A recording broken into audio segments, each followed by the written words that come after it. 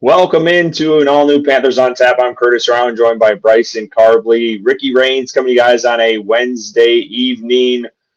A very, very, very, very bad loss this past weekend. Can't emphasize that enough. But we're back. Panthers still have playoff hopes. That's still alive. We'll get into all that this evening. We also have the big ticket giveaway for the biggest game of the Panthers have had in like a decade. So we'll be giving those away. I'll introduce Bryson and Ricky, and then we'll kind of talk about how to enter for that giveaway. We will do the drawing right at the end of the show like we always do. Bryson, let's start with you. How you doing tonight? Wish we were getting on here to talk about a more exciting, more eventful, more winning game than unfortunately we are. But it's always great to get on here and talk to you guys. And anyone that thinks Curtis's audio sounds weird, it does. He had some unfortunate circumstances to work through tonight, so his audio is a little different sounding. So just bear with us for this week. He did everything he can to show up tonight, so we just appreciate him for that. So, Ricky, how are you feeling? As sad as I am? Yeah, 100%. I am grateful, like you said, for the fact that Curtis joined us even from the submarine that he was trying to get out of in time, but he did make it. So we appreciate that. This is the first submarine episode in Panthers on Tap history. No, man, I'm miserable, to be completely honest. I hate the position that this team put themselves in by squandering that game. I don't feel like we were wrong about the way that we talked about a lot of things in that game. And I think that's my frustration, that I saw a lot of exactly what we said. Hey, we could, be very happy next Sunday if they do this. And then they did a lot of it, and then they failed at the end. But you know what? We're a week away from Christmas. You guys know me. I try my hardest to keep that merry spirit. He's in the spirit. So I have rallied, and I've tried to occupy my time with some positive things. Well, guys, let's get into what we're drinking, and then we'll get into the rundown of how this ticket giveaway is going to work. So, Ricky, I guess we'll start with you and then work our way back. What do we got on tap this evening, Ricky? Let's see here. Well, first of all, right, what I need to make sure that I do is to bring up the very swanky music, because last time when we did this, we didn't have that. And I thought that was a real miss on our part, because this is a Jimmy Jam for me. So tonight, I've got what I'm trying to be, and that's very merry. This is a very merry monkey spiced holiday ale from Victory Brewery. This is a 9.5%. It is a strong ale that has a bit of spice, gingerbread Belgian style triple, notes of cinnamon, sweet molasses, and an oomph of ginger. And then if I get through that, and when I say if, I mean after I get through that. Yes, after I get through that, I have another Christmas beer, because I am going to will myself into feeling festive and merry tonight, and that is the Southern Tier 2 Xmas Spice Double Ale. That is an 8% double ale. And if you happen to see me drinking a third beer, just don't say anything. Keep that shit to yourself. Bryson. Mind your business. Mind your business. I am drinking a beer from Burlington Beer Company. It is called Uncanny Valley. It's a hazy IPA. I also had to go with, I think, the festive Christmas beer. My bottle shop didn't have a whole lot of options, so I had to go with the Christmas Ale from Great Lakes, a classic. A great one, though. It was spicy. Yeah, I had that one a couple weeks ago. So that is what I'm drinking. Ricky, you're probably going to kill me because I don't know how to pronounce this, but St. Bernardus? Is that how you say that? Has anyone had this? St. Bernardo? St. Bernardo. It's a Christmas ale. Yeah, the Belgian. Yeah, I'm trying to figure out this can. But anyway, it's a monk on it, right? It's got a monk on it. Yeah, the monk on it. It's really good. And then I have this strong beast here that I've been telling Ricky about forever, and I finally got some cans of it. This is Ass Over Tea Kettle at Fiddlin' Fish in Winston-Salem. Make sure I emphasize that, because you guys gave me shit last time. It's 9.3% alcohol. yeah, it's strong, but it's really good. And let's get to the jersey giveaway. That's what you guys. That's great. That's what you guys care about. Let's be real here. Um, so we'll have the sticker rolling across the bottom of the screen. All you got to do is comment on tap to enter for a chance to win. It's 2 tickets to the Bucks Panthers game this weekend. Like I said off the top, probably the biggest game of the Panthers have had. And I think Ricky, you had an article about it.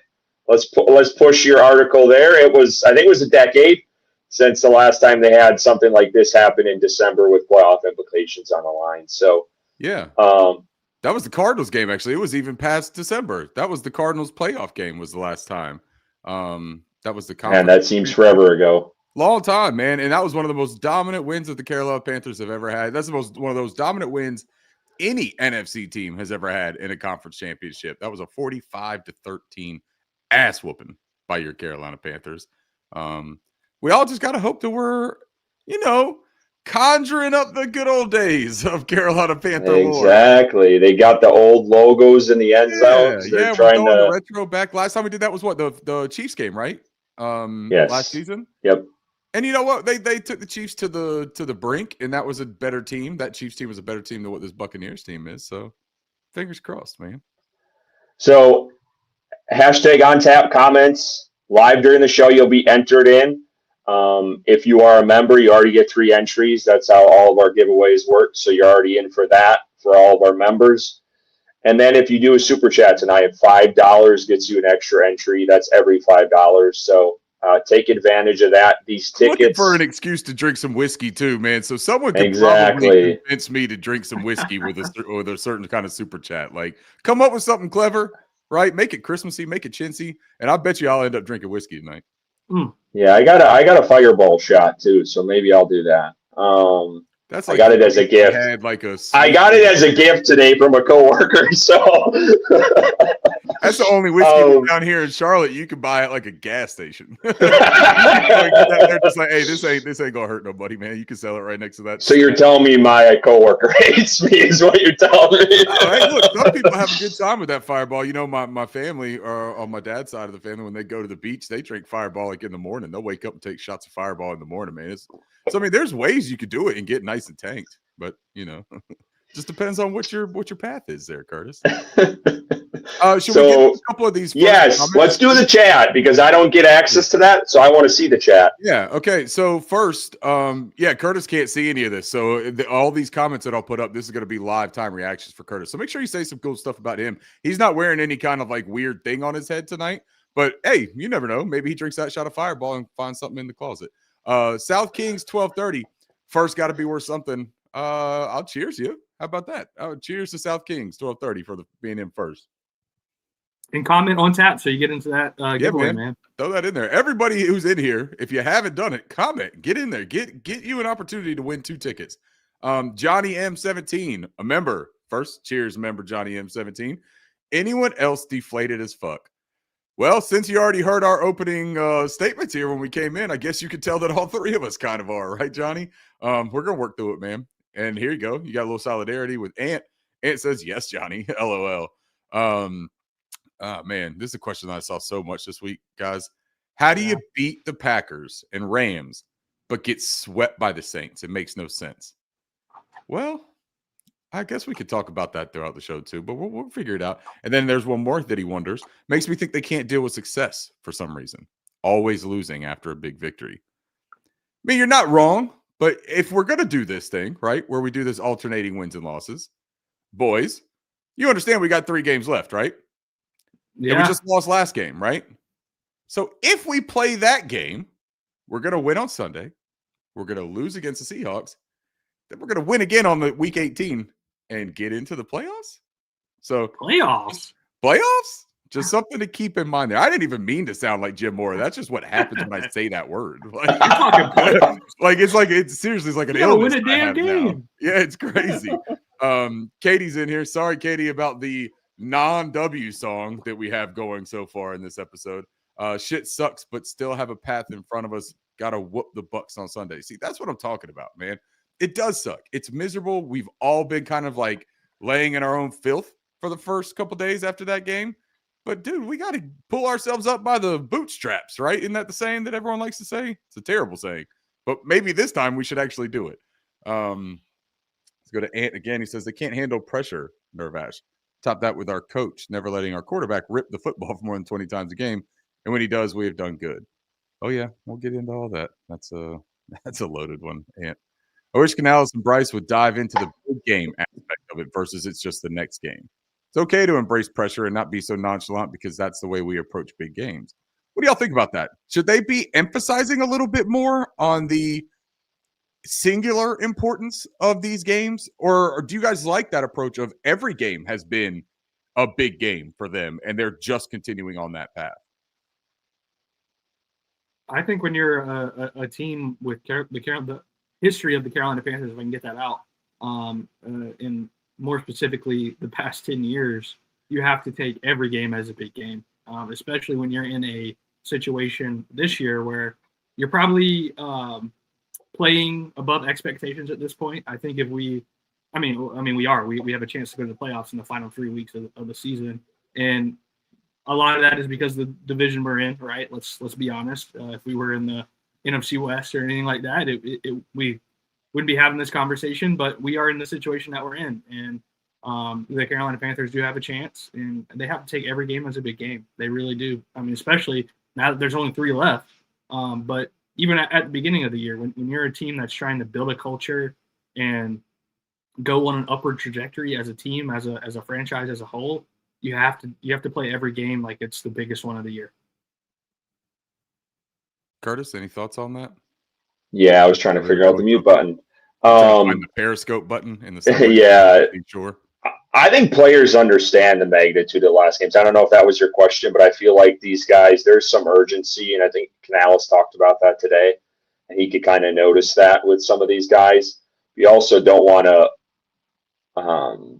what's the right word for it? Not like overhype this game, but get too much in your head and come out and just make stupid mistakes like they did this last game. So I think you kind of have to play. You have to kind of toe that line. But I think all the guys in the locker room understand the magnitude. I mean, you see J.C. Horn's reaction and we'll talk about that later, from not like commenting post game, and like him and Mike Jack were pretty torn up about them that last drive in this one. So like I feel like all the guys kind of understand what this game means in the next 3. And I think DB hit that too after the post game. I thought his comments were like hit the nail on the head of how they need to move going forward here. Speaking of JC, let me get to the next question. Ant here says Canales gives off a lot of red flags, and I'm gonna get into that later. I can't get into the Canales red flags. He's got to go down. Can't do it yet, man. Let me get through these comments first, but I know you're itching for that conversation. Michael Muehlhoff earlier had said something about how disappointing it wasn't here. He says it's hard not to think the head coach doesn't have a big part to play in all this. The team can't get out of its own way. Fair. Crazy our coach forgot how to get T-Mac involved. 12 targets in 3 games. You know, T-Mac was on the injury report today, boys, dealing with that foot or ankle, which I thought was really interesting, the way that was talked about too. I don't know if y'all caught that. But Canales, when he was asked about it, specifically, right, was asked about it and said, you know, is this something that's been lingering and bothering him for a few weeks? And he said, nah, it's something that popped up in the game, got rolled up on it, just kind of crept up on it, built up on him. And then T-Mac in the locker room said he's been dealing with it for a few weeks now. Interesting way that they're trying to phrase certain things. And, you know, everyone's dealing with injuries and everyone's trying to keep things close to the chest right now. Joko, guys, the ceiling has been reached with Dave. Oh, Joko, man, I thought you were like one of our positive people here in the chat. For the longest time, I thought you had that optimism ingrained in you. Now you're telling us we've hit the ceiling. We still got 3 games left, guys. Victory Brewing Company, such a great brewery out here in PA. Zachary Hernandez, cheers, man. Comment from one of our members. Katie, 336, yes, sir. That must be to your beer that you got there. Fiddle and Fish. Yeah. Fiddle and Fish. That's right. I couldn't remember what it was called. For some reason, I wanted to say something about an ass. Hey, ass over tea kettle is the beer. That's what it is. Fiddle ass. Hey, guys, having chicken noodle soup. Checking in. Carter, what's up, Carter, man? Hope you're not dealing with a cold or something, man, eating chicken noodle soup. I had chicken tortilla soup tonight. My wife, man, is a soup cooker. That lady, I tell you what, same. She's fine as hell, and she can put her foot in a pot of soup, man. Like, it is crazy what she does with the soup. I do all the cooking, really, like on the main part of the house. But on these cold nights, man, she comes home. She's like, "Hey, you want some chicken tortilla soup?" I sit down and just watch, fellas. It's like watching Alex Gornishelli cooking up a pasta dish on the Food Network. Let's see what else we got. Joko, I'm sorry, but Dave isn't the guy. See, there it goes, man. Damn it, you guys. I've got to find something positive. Hold on. Everyone forgets about Nope, that's not positive. Stephen Belt. What up, What's guys? up, guys? What up, What's Steven? up, Steve? How you doing, man? Steven, what you drinking Steve, tonight, yeah, what you drinking? What you eating? What you eating too? Man, I gotta know about it. Joko, this one's in all caps. I'm sure this is nice. We get shitted on calls time after time. Now that, yeah, I can't wait to talk about the referees in this with Joko. That one pissed me off, man. Katie, the bank needs to be rocking this week. Biggest game of the year. Biggest game of the decade. It's got to be rocking. Hey, shout out to my man right here, Talon Wilkinson. Hell yeah. Fan of the year. Carolina Panthers. Cheers, sir. 25, new member of the tap room. I can figure the camera out. Cheers. If you guys don't know Talon's story, I was lucky enough to be able to interview Talon last night, actually. We talked over a StreamYard call, actually, and just put an article out before the episode came out tonight. About 7 o'clock tonight, came out, tells his story. His story is an incredible one. The bond that he formed with one of the all-time great Carolina Panthers during a time where, Talon was going through something and that player had gone through something similar. Just a really cool story, man. Dude epitomizes what it means to be a good Panthers fan, gives his tickets away. When he can't make them for the PSL, gives them to people that want to bring their kids. That's an important thing for him. Just a really cool dude, man. Humble as hell, too. And he's really quiet, and he doesn't think that he deserves any of this stuff. So go blow all his shit up and retweet everything that you see about him and tell him how he deserves it and vote for him, man. Go do that. It's our Panthers fan, right? Like, do this for the community. First time here. We got not perfect, just dope. First time here. Well, not perfect, just dope. I wish you were here on a W night, because we got a really cool video. We all wear ridiculous cowboy hats, and we get pretty damn drunk. But tonight, we're going to try to make this a good one for you anyways. Tone, what's up, Tone? This team is going to bounce back. I have to believe. I'm with you. What else are you going to do? If we're not believing, what else are we going to do, guys? And here's Talon right here. I'll pour a little whistle pig. Did you get the rye or bourbon? Rye or bourbon, Talon? You got to tell me the truth here. Joko on tap. Put the hashtag on it, Joko, for crying out. Now, here's the crazy thing. Joko will buy the damn tickets. He's one of the ones that gives away the tickets. Put the hashtag on it, Joko. I'm trying to get you some tickets too, bro. Curtis is going to be wearing a Jack Sparrow hat next week after we whoop this team on Sunday. I like that. Oh, yeah, drinking rum and wearing a pirate hat. This is perfect. Stay tuned. All right, so we got some more on taps in there.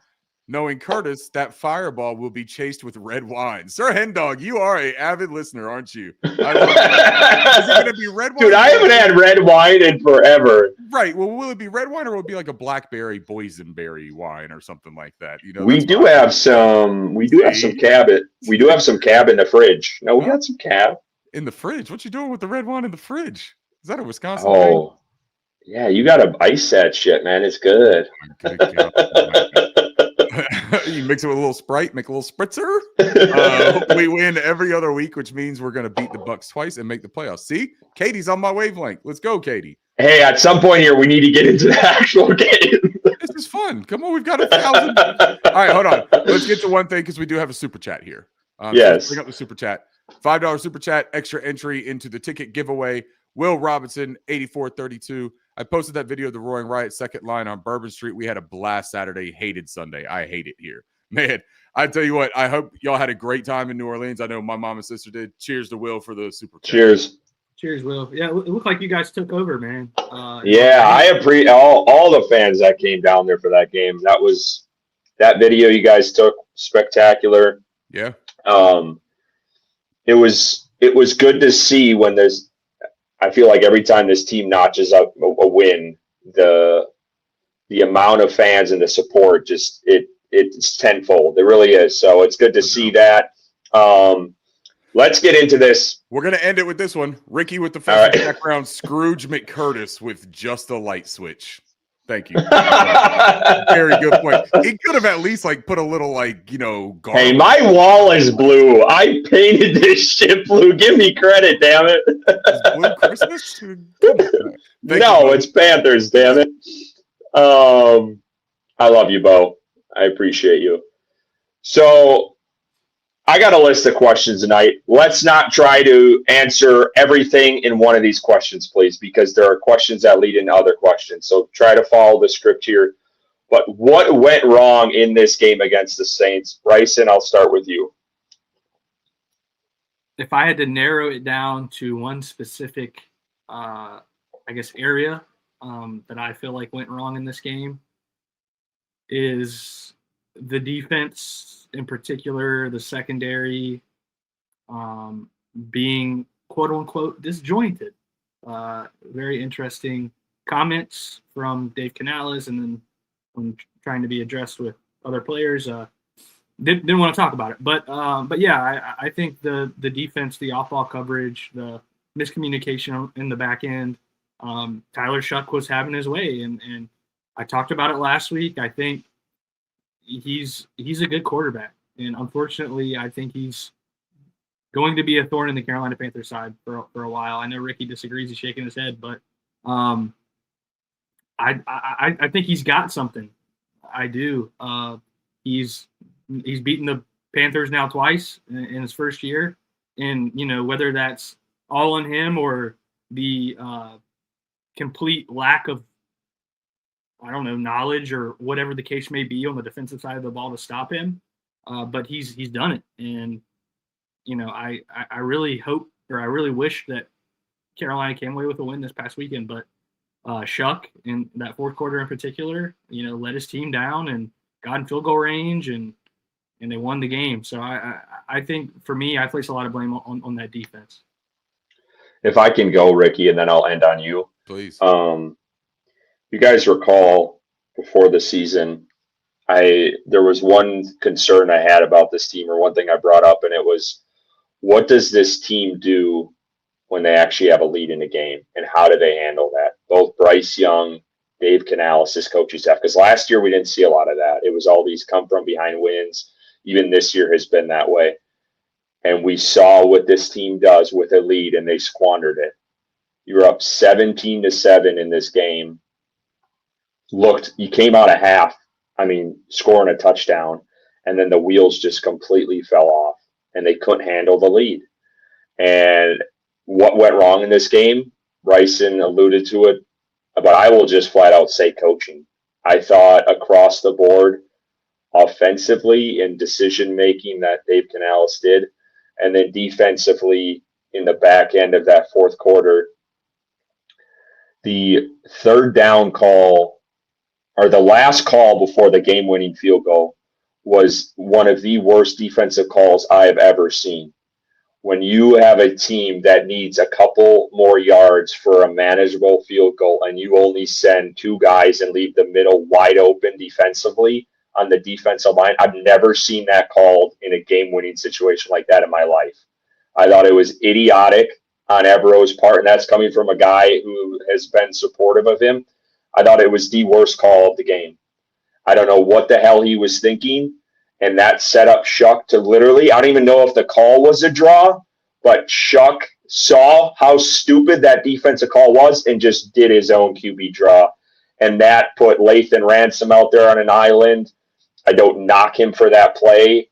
And as I kick this camera around, but I think coaching failed in this one. You had 2 weeks to prepare for this in a bye week. They come off the bye. For the most part, 17-7, and then they just squandered away when they actually had a lead. So I put that solely on the coaches. There's other elements in this game that I'm sure Ricky will touch on, but I thought that was the biggest one, was this staff, and they completely failed this team in the biggest game. Not including this one, was the biggest game of the year, because you could be sitting here with a win over the Bucs this weekend and you have a playoff ticket punched already. So I thought the coaching staff failed this past week. Man, I don't even know how to answer this without taking us to the final of the show. The Carolina Panthers lost this game because they went away from A, smart game plan, and B, what was working. But C, I know how frustrating it is when Dave Canales says execution over and over and over, but the execution in this game just fell to shit, man. You look at the first drive, they ran the ball fairly effectively. They were getting pushed. The line of scrimmage was getting moved. The Panthers were winning that battle in the trenches. After their opening third quarter drive, they were getting dominated for the rest of that game. I mean, they were in our backfield as if they were defenders most of the time. Our offensive line was. The run game had no variation. We talk about that a lot. A lot of up the middle. And you know what, man? We talked about this when we played New Orleans the first time. Schematically, game plan approach-wise, you leaning into what they do well by condensing down on defense and packing that middle area. It's not that they're always showing pressure. It's not that they're always sending blitzes. They tighten up, man. Like, they ball up. It's like Clark Griswold with the big ball of lights, and he's trying to sort through it. You can't put your hand through the middle of the ball of lights, but you certainly could go around, right? We didn't run enough outside zone, wide zone, in my opinion, in this game for the run game. I think that needed to really be implemented and mixed in. And they didn't run to the right. They didn't run to the right. And remember early in the game, boys, I text y'all on the only one. I can only remember like 3 runs in the entire damn game. They ran to the outside of the right? But when they did, it was successful. And I was like, oh, there it is. They're doing it. They ran everything to the fucking left, dude. I kept bitching about it. And Icky was hurt. And we find out today Icky was dealing with injury from early on in the game. He was hurt, and they kept running behind him, even though he was struggling to hold up in protection where he normally excels in run, right? Also, taking the ball out of Bryce Young's hands, I thought was a massive mistake. And I'm going to generalize that instead of getting into the specifics so that we can do that later, right? But taking the ball out of Bryce Young's hands, I thought was a huge, huge blunder, because in the 2-minute drill that they got the field goal, right? When they little tempo, little hurry up, a lot of shotgun.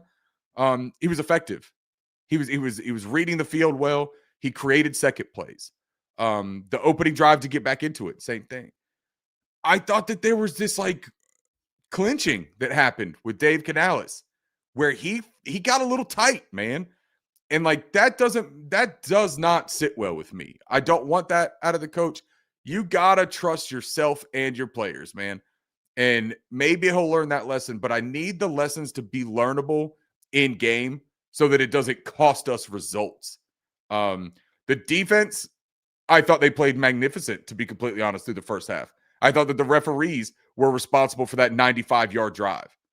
And outside of that 95-yard drive, the Saints couldn't move the ball in the first half.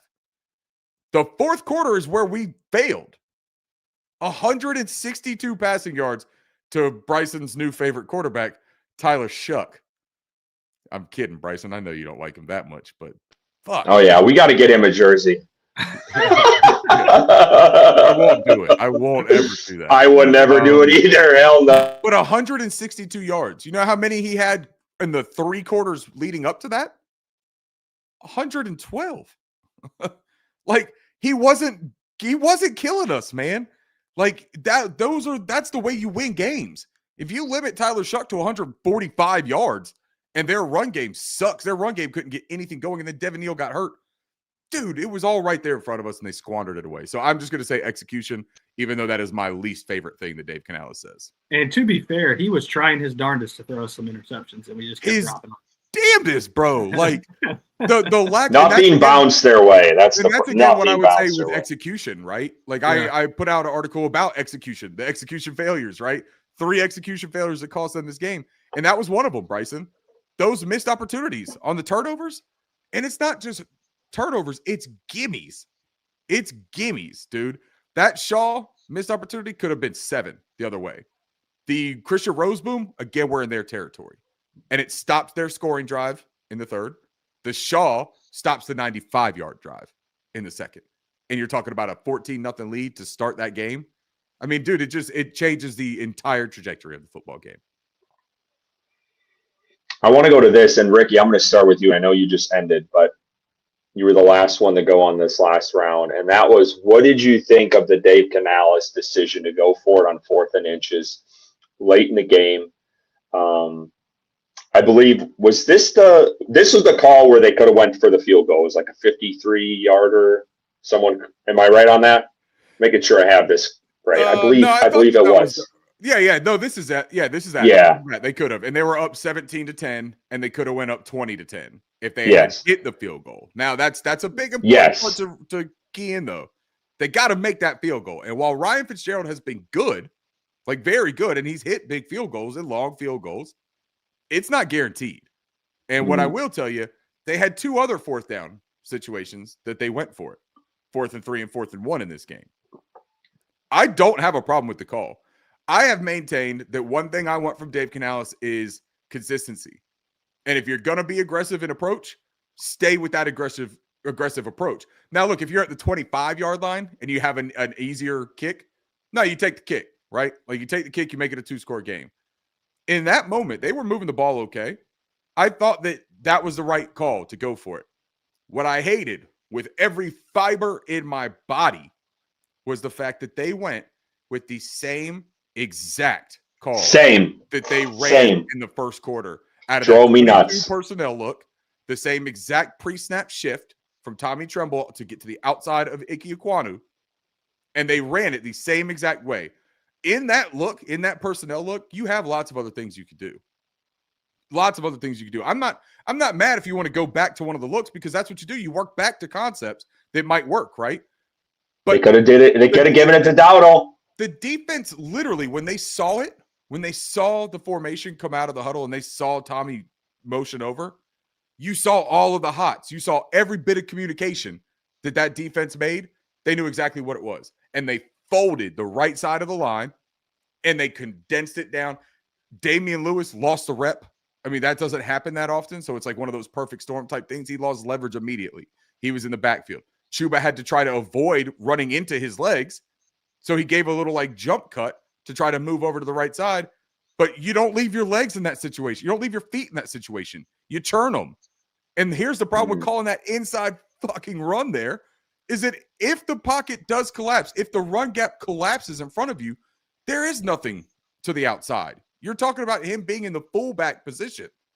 There is no room for him to get outside. Like, inside is it. And if it's dead, it's dead. Rico Dowdle, sure. Yeah, Alontae Taylor was lined up outside. Maybe he makes that play. Maybe Rico Dowdle makes a guy miss. Have we ever seen that before? Like, and maybe you catch the defense a little bit off guard because you're calling a different play out of the same look. But what really pisses me off the most is that the other 2 first downs, guys, shotgun formation, empty for Bryce Young in the first one, where he creates and it turns into the 21-yard gain to Tedero McMillan. Second one was a 4th and 3 where they ran, or 4th and 1 where they ran a trips right shotgun RPO look, and they handed it off to Rico, and he got it because you took the defense and you spread them out. You didn't have the log jam. But in here, we had a log jam, and he still went with the inside run to Chuba on the exact same call that he ran earlier in the game. I thought it was boneheaded. Yeah, the same call drove me nuts. I think I said that to Bryson. Give Dowdle a chance on that. And even if you don't go to him on that you cannot run the same fucking play that they saw earlier. And I know it worked the first time, but god damn it, I thought that was a rookie OC mistake by Canales in that one. Bryson, thoughts on that quickly? Yeah, I'm never going to be mad at the coach for being aggressive and going for it on 4th down, especially in that no man's land of a 50 to 60-yard field goal. I mean, I understand their thinking on that, but I'm with you guys. Like, you got to be more creative there. You can't just go back to the well of what worked before on something that the defense has seen in the exact same formation with the exact same personnel with the exact same motion and expect that it's going to work again. I mean, this is the NFL. This is the highest level of football that you can play. You have to be more creative. You have to put your team in positions to succeed. And unfortunately, it just didn't happen there. So I wasn't mad at the call to go for it, but I was mad at the play call itself of it being the exact same thing. This has been a pretty hot topic of conversation around this play. And Dave Canales made it pretty damn clear this week that the Panthers do not want to run the QB sneak with Bryce Young. And this has come up time and time again. So I want to talk about it because I've been a big proponent of why the hell not with Bryce Young. And I get he's a little bit smaller stature of a quarterback, but I do think he can find some creases in there. And I know it was only one time ever with the interim head coach, Chris. His last name is escaping me right now. You guys will help me. Yeah. Yeah. He ran the 4th down call against Green Bay, and Bryce Young got it. But I do not understand why this team does not let Bryce Young have a chance at this. I know I'm probably on the outs on that, but it makes no sense to me. If you get a good push up front, there is no reason why this guy can't sneak the ball a half of yard and get a first down. And you got to quit playing. I mean, scared money don't make money. That's the famous saying, and I feel like they're playing scared with this, worried about an injury. And I do think, one, I don't think teams expect it because you've come out and publicly said that you do not want to do this. And I do think the small, as much as that may sound stupid, I think him being smaller gives him an advantage where he can kind of slip into some of those areas where other QBs that are 225, 230 can't do. So I'm a big proponent of Bryce Young there. I know there's some other options, maybe Tommy Tremble and doing like what the Baltimore Ravens do with their tight end, Mark Andrews. They do that a lot with the kind of the tush push, their version of it. I mean, there's options there. I mean, what do you guys think of both Canales' comments on it, and where are you at with Bryce Young in the sneak?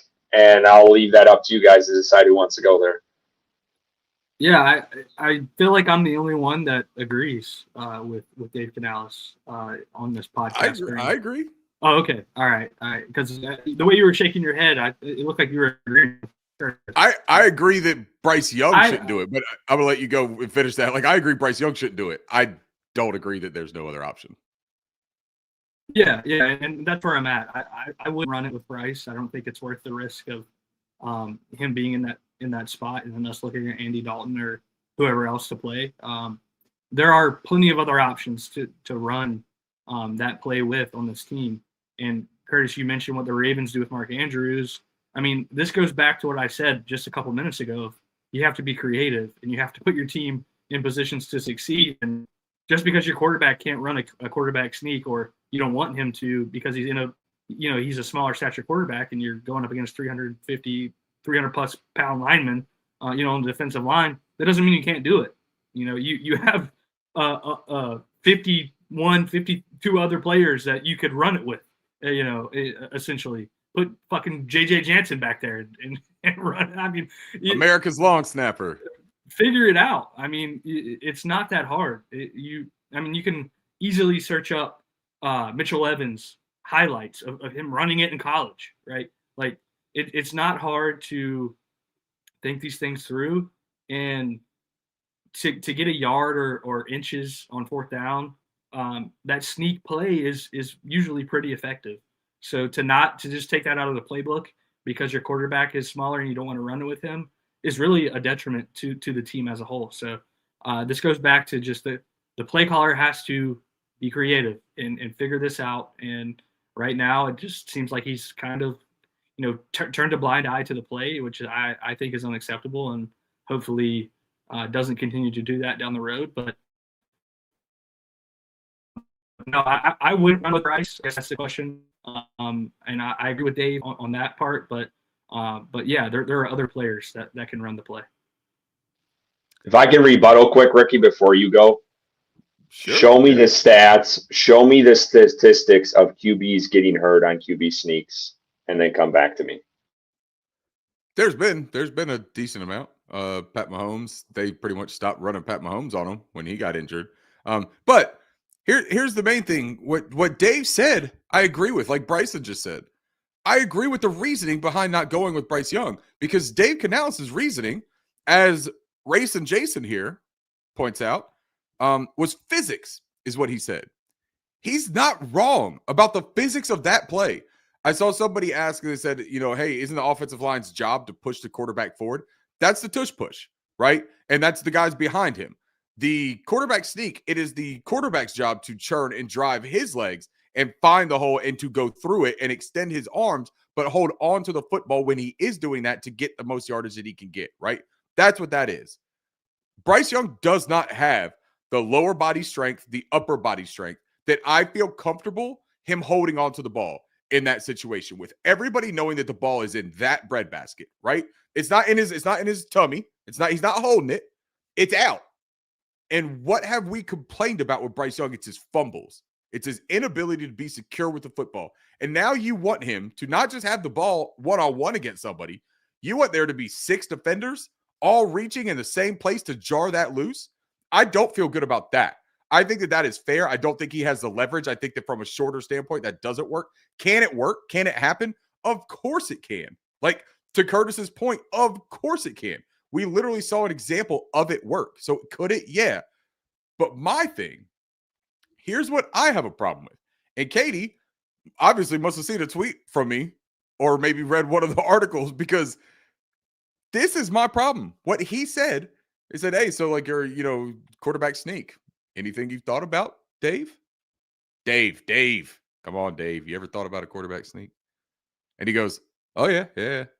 We're working on some stuff. Guess what he said that, boys? He said it on Monday, going into week 16. We're working on some stuff. We might even fuck around and put a quarterback sneak in by week 18. If we happen to get into another most important situation of our entire goddamn season, if we happen to find another one of those, we might have an answer at that point. Now, look, we only had 15 weeks, though, to prepare for this. So it's crazy to expect me to have that kind of arsenal for that situation. There's no way. I'm a first-time head coach. Give me some grace. Hey, Mike McDonald is the first-time head coach. You guys know who Mike McDonald is? That's a guy that I really liked a whole lot. He's the head coach over there in Seattle. You guys know Seattle? Pretty good football team. They do this thing where they got Sam Darnold, right? He's 6'3", 215, 220 pounds. And they run another guy for the sneaks. This is the crazy damnedest thing that they do. They run A.J. Barner, their tight end, for the sneaks. You know why? A.J. Barner runs about 6'5", 250. Believe he scored a touchdown last week, for what it's worth. Pittsburgh Steelers, they run Hayward, the younger one. They run him. By the way, I believe he scored a touchdown in week 15 on a sneak. I'm not talking about getting a yard. I'm talking about guys that put points on the board doing this. Dallas Goedert does it for the Philadelphia Eagles. Everyone will say, why the hell would they run Dallas Goedert on it when they got the tush push? Because it makes a lot of sense. Because it's a guy who can drive and push, and then it's not the tush push where they just know that's what you're doing. Like, you don't know if they're going left or right. There is still a little bit of figure it out for that quarterback sneak. Mitchell Evans is someone that you brought up. You said you could search him. The reason you could search him too is because he's a former quarterback. My man Talon, I love Talon to death. And he says, y'all scare me asking the rookie tight end to take the ball in a critical situation. I'd rather see Bryce just sneak it. Feed that kid some protein and get in there. I hear you. And that's what Curtis wants. Curtis is with you. Curtis is like, hey, look, feed him some of that Wisconsin cheddar. Amen. Yeah, bulk him up. Right? And I hear you. But I'm not so worried about the rookie tight end taking the ball in a critical situation.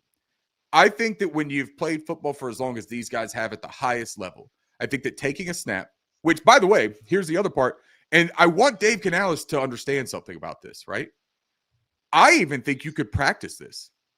I don't think you have to just do it like, straight off the bone in the game. I think you can practice it, man. I really do. I really think you can do this in practice. And that might sound wild, and people might want to, put me on a stake and burn me like a witch of Salem for saying such a wild thing. But I, honest to God, think this is something that you could do in practice, that you could figure out. You could find out his comfortability with that. And that's something that I would anticipate from a guy who really does value practice as much as Dave Canales does, so much that preseason didn't even matter. Because you know what you could have also done in preseason, boys? You could have had Mitchell Evans practice a fucking quarterback. Man, I'm going to blow a gasket. Because in week 16, you said we're working. I'm here for it. But Mike McDonald, to get back to my point, it wasn't just that he asked to do that. Mike McDonald went to his offensive coordinator. Oh, boy, here we go. Mike McDonald is the defensive coach, and he went to his offensive coordinator. You might know him, Clint Kubiak, of the Gary Kubiak's lineage, right? One of the more well-regarded. You sound like a Seattle fan. No, I'm a fan of smart, intelligent football. And what he did is there was a quote that came out that before preseason football, before training camp, he went to Kubiak and he said, hey, look, man, all I'm going to tell you right now, I need a tush push package with that big old tight end right there. I need it. It works. Teams can't stop it. We're going to end up in a situation where we need a yard or two. And I'd like to feel real confident that we can get in there. I'm not asking. I'm telling you. I'm the head coach. Go make that happen. They did it, and it works. Boys, it works. It works for a lot of other teams that they've been doing it for years. And we got a coach that just told us we're working on some things. Mm-hmm. We're working on some things. But before we get to the next question here, I wanted to briefly mention we have over 300 people in here currently. We currently have 97 people in the giveaway entry for 2 tickets to the most important game in a decade at Bank of America Stadium this weekend. So it's free to enter. Comment hashtag OnTap in the chat. That gets you 1 entry. A $5 super chat or higher gets you an extra entry. And then all of our members get 3 entries automatically. So if you feel like joining our YouTube channel, that will get you 3 additional entries. So please, I see Panther Dog just commented. I'm going to throw him on. Let's on go, the wheel. Panther Dog. Hey, shout out Panther Dog too. He's been in the chat. He's giving some really good perspective here. Absolutely. So make sure you guys get your free chance to be able to go out and support this team and hopefully come away with a win this weekend against the Bucs. Yeah, I do. 1 second here before we get to that super chat. Yeah.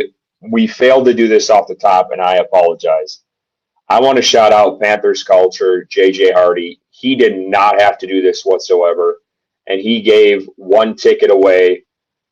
He's not even a part of this podcast. He's a longtime guest on the show, but donated his money to give away 1 ticket, and then we bought 1 ticket as well for y'all to give you a pair of tickets to this game. So shout out him. I know he couldn't make it tonight. His son was in the state championship game in Atlanta, Georgia today for high school football, and I believe they won. Shout out Mason Hardy. Yes.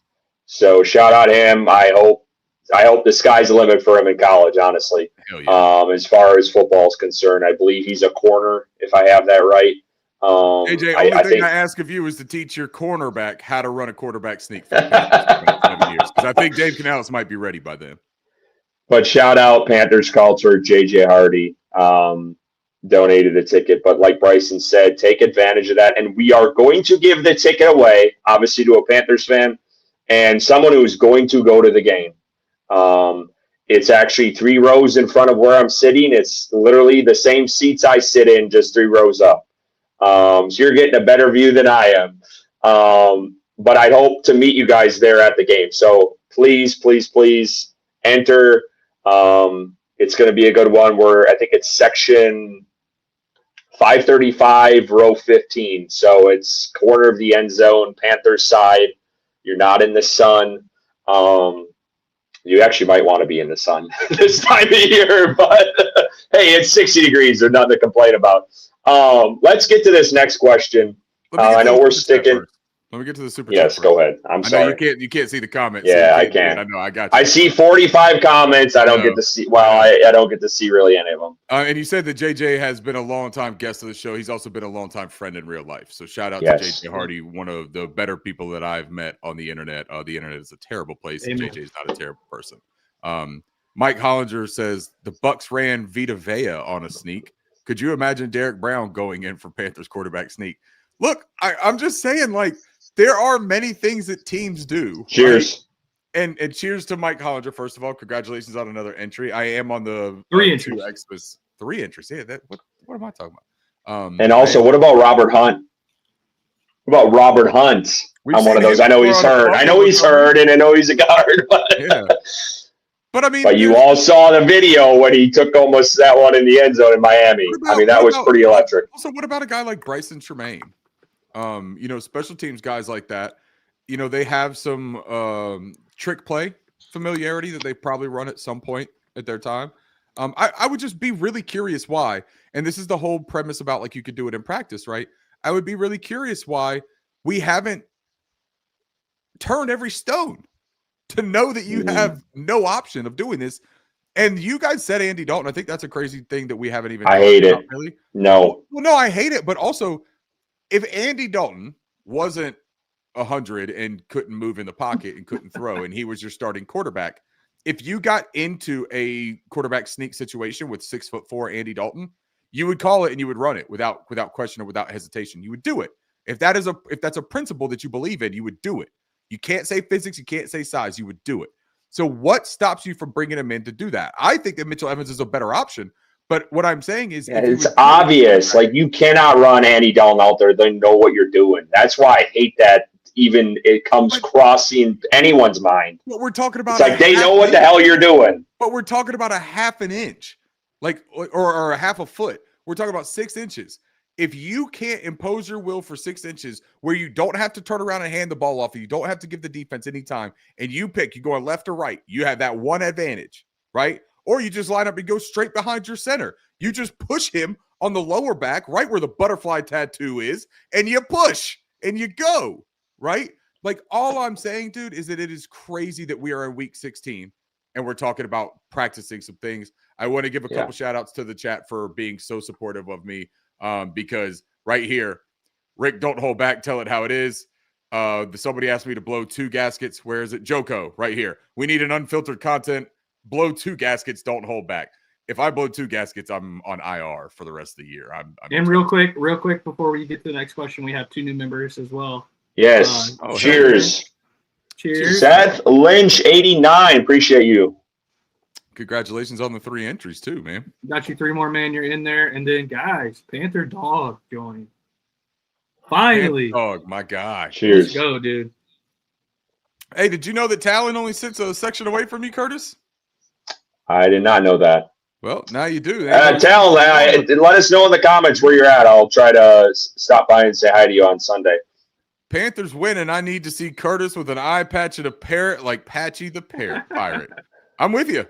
How about Patchy Curtis? If he wins, he's got to be Patchy Curtis next week. How about it?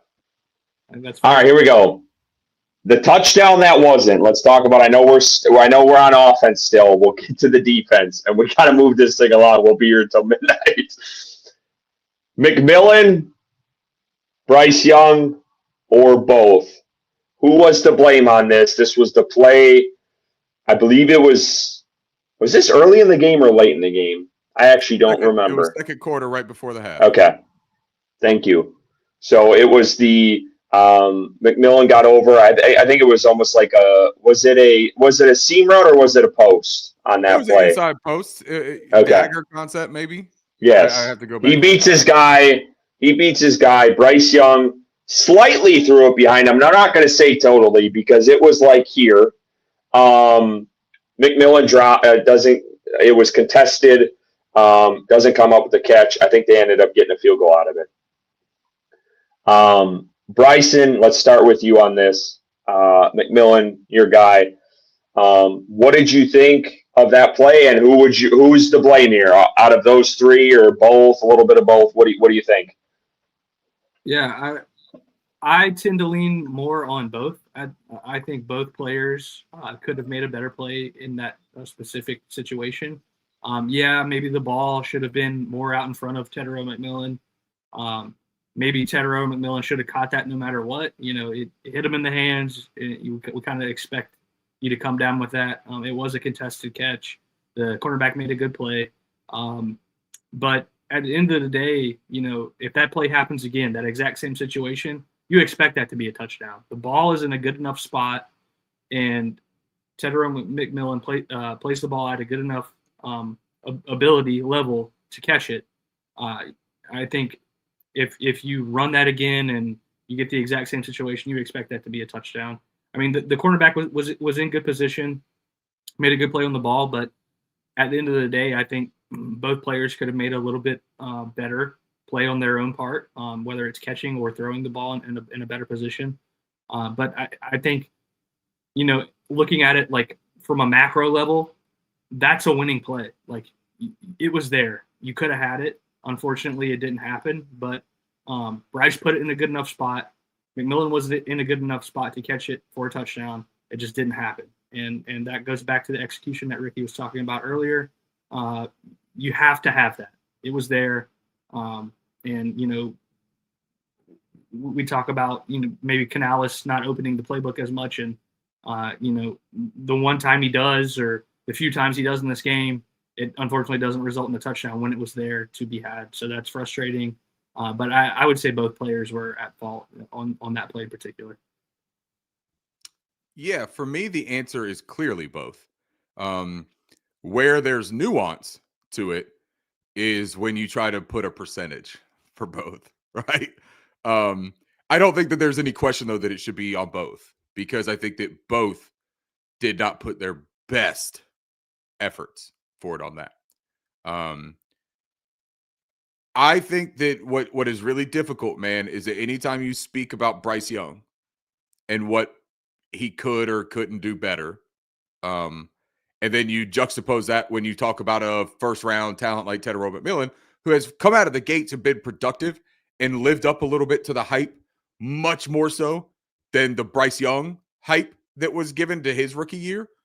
That's something that comes into this where people are a little bit more willing to defend Tedero and McMillan and say, well, Bryce has done this before, where he's just made life more difficult on his receivers. Man, Bryce's receivers have made his first 3 years of his career very difficult on him, especially that rookie year where everybody wants to try to sit there and say, oh, yeah, that's the one that really told me the most about him. That's a rookie who should be thrown out, right? But here's the thing about this play. If Bryce Young puts that ball, and we're talking about ball placement, not necessarily accuracy, though that's a distinction that I think some people gloss over. Ball placement, accuracy is getting it to him, right? He got it to Tedero McMillan. Tedero McMillan got his hands on the ball. And the ball, for what it's worth, was relatively close to the number on the middle of his jersey, But he is moving. He has his defender in outside leverage. He's outside of him. He got inside leverage, right? If Bryce Young can make the placement of that ball in front of him or at least to the outside shoulder, he can essentially eliminate that defender from being able to do what he did. That would have been a wonderful, perfect throw if he had made that. Tedero McMillan still would have had to complete it. And so it's much like what we talked about with the Ryan Fitzgerald situation, right? Earlier with the kick of the field goal. Hindsight's an easy thing, man, to go back and use. It doesn't guarantee what your hindsight thinking is would even actually come to fruition. I wish Bryce Young had made a better pass, better placement on that ball. I certainly wish he had, because I would have loved to see if T-Mac would have completed the play. But in this instance, Bryce threw a catchable football, in my opinion. Very catchable football. Both hands on the receiver. The receiver allowed the ball to get into his body. It's a body catch. Didn't have to be. If that ball is caught in front of him, then the same play that defender makes, and that's the argument, right? If Bryce throws it in front, then he can't get to him. If he puts his hands out and catches that ball with his hands instead of his body, I don't think the defender makes that play either. So yeah, both, and it's just a nuanced thing. And it depends. Hey, I was trying to see the comments. I wanted to see the comments. Damn it! I gotta know who's talking. At least over there to Curtis's side. I gotta know who's talking shit about me in the chat. That was my bad. I took him Ricky, off. can you because I can't do this, can you try to move our cameras up a little bit so it doesn't cut you off as much? There might be a way to do that. And while you're doing that, I'm gonna jump in on this. When I watched it live, I tweeted out right away, Bryce Young leads him, it's a touchdown. When I saw the replays back, I didn't think the throw was as bad as it looked initially, and I thought McMillan should have caught it. So I do agree with you guys. I do think it's both. You would have liked a better throw. You would have liked to see the number 8th overall pick make that catch. Like, he, in that moment, and he's had a couple of these this year, he's got to make that. And I think next time it comes his way, he might. And I know he's, dealing with some issues with his ankle right now. But he also made one hell of a grab late in the game. Actually, we're going to talk about that right now because we didn't have that as a question, but that has become a hot topic of this game, was the one he caught late in the game on the ground. He hits the ground. He had one hand on it, total control. And it was called a catch on the field. Then it was reversed. And then the NFL quietly, fucking zebras, Foot Locker pieces of shit, came back and admitted to the Panthers. I hate refs, if you don't know that by now. Came back and privately apologized that was a catch, We are in 2025, and we still don't know what a catch is in the NFL. And they have revised this rule time and time again, and they do not know what the hell a catch is. So, guys, talk me through that one. What are your thoughts on the whole thing from the game day to now and what we know of that play? Bryson, do you feel like you should have a can up to your ear and like listening to Curtis on the side over here? I need the string coming out. Yeah, that's what I'm saying. Like you guys are sitting next to each other. You put a can up on both sides with strings. Oh, like the telephone, like the telephone game or whatever. It sounds like you're speaking in a can of Campbell's soup. I'm making it work, gentlemen. I'm making it work. You're doing well. And I'll hop in here because I know I differ from both of you on this. I thought when it happened on the field, it wasn't a catch. I really didn't see. Really? Wow. And I was watching that game with you. Really? I thought it was a catch all the way through, even when they overturned it. I was like, the ball didn't move. You fucking Saints fan, you. No, I swear to God. He is, man. His brother is rubbing off on him. No, I mean, so he had one hand on the ball, and I swore I saw with my eyes the ball move. That ball didn't move.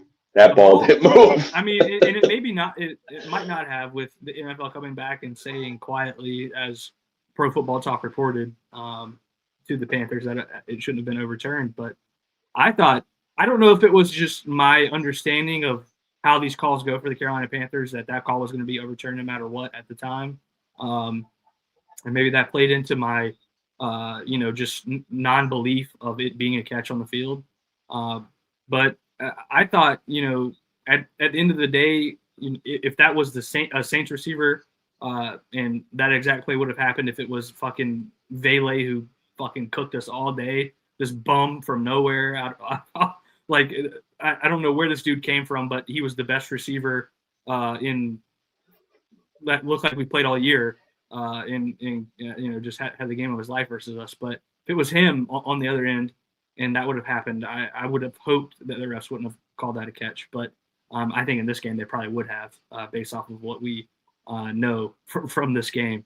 But I wasn't, very certain that it was a catch. And then they came back and overturned it. So I wasn't really super upset at the time. But now knowing that we have this commentary from the NFL of, hey, sorry, we fucked that up and it was a catch. And maybe I need to go back and look at it again, but I thought during the game it wasn't. And it's frustrating. It feels like this happens at least a couple times a year where the Panthers get fucked on a call. Not a couple. It happens every fucking game. Let's be fucking real here. Well, I'm talking in particular where the NFL admits that they fucked up. Like, I feel like last year, like with that Adam Thielen situation, that catch, can't remember what game it was, but it was a touchdown. And then the NFL comes back a week later and they're like, sorry, that was a touchdown. Well, we got a coach that stays mute on it. That's the problem, too. He never pushes back. That's one of my biggest frustrations with Dave Canales at this point in his career is his inability or lack of desire to challenge the refs. Like, you have to have some kahunas in game. Kahunas, I like it. Some fire and like show your team you're fighting for them instead of just being this, I'll put it bluntly, this pussy on the sidelines not doing anything. Like, that's frustrating to me because I want my head coach to be like that, I don't know, Mike Vrabel type or Bill Belichick back. Like, I want the refs to be scared to overturn a call because of what is coming their way from you on the sideline. Like that, I feel like that factors in sometimes for these refs because they don't want to have to deal with what they're going to have to deal with from a head coach on the sideline when they overturn these calls. They know with Dave, hell, fuck, he ain't going to say a word to us. We're good, man. We call what we want, and it's curtains. So I think that's one of my biggest frustrations with Canales. But in my opinion, I know I'm different from you guys. I thought at the end of the day, with that catch in particular, I was okay at the time with it not being called a catch because I didn't think it was, if I'm being completely honest. Unbelievable. Come on, Ricky, save us here. Are you ready? The boat is floating. The boat is sinking right now. I'm going to tell you something first. That Unreal sweatshirt that you're wearing that's a little bit gold and black to an extent is a whole lot less fucking cool right now when you say it's brown. it's a whole lot less endearing. Yeah, I thought that was a really sharp-looking piece of clothing on you, Bryson. I was like, it really draws out the beard and the eyes. It's just a wonderful look. And now I feel like Seth Rogen in that scene from Step Brothers where they fart in the office when they're in the job interview, and he's like, I can fucking taste it. Like, it's not funny anymore. The tuxedos are kind of fucked up. Yeah, the brown and black shirt is fucked up, Bryson. That was a catch. That was a catch. It was secure. It's one of those situations where it's like I'm thumbing through, right, my big old rule book that I keep here at the house, right? And I'm like, fuck, what number, which addenda is it that you have to catch with two hands? Where's the one? Where's the one? Where's the one? Because that's the only way that this isn't a catch. It was secure. It didn't move. He caught it with a knee inbounds, which constitutes possession and inbounds, right? Where is the one? Bryson wore the Saints colored hurricane hat last week too. We've got a mole, ladies and gentlemen. We have an infiltrator among us. Who that, baby? I will drive to Raleigh right now. Or Winston, wherever. I will drive to you. Bryson, stop. Little do you guys we might have to unplug that camera.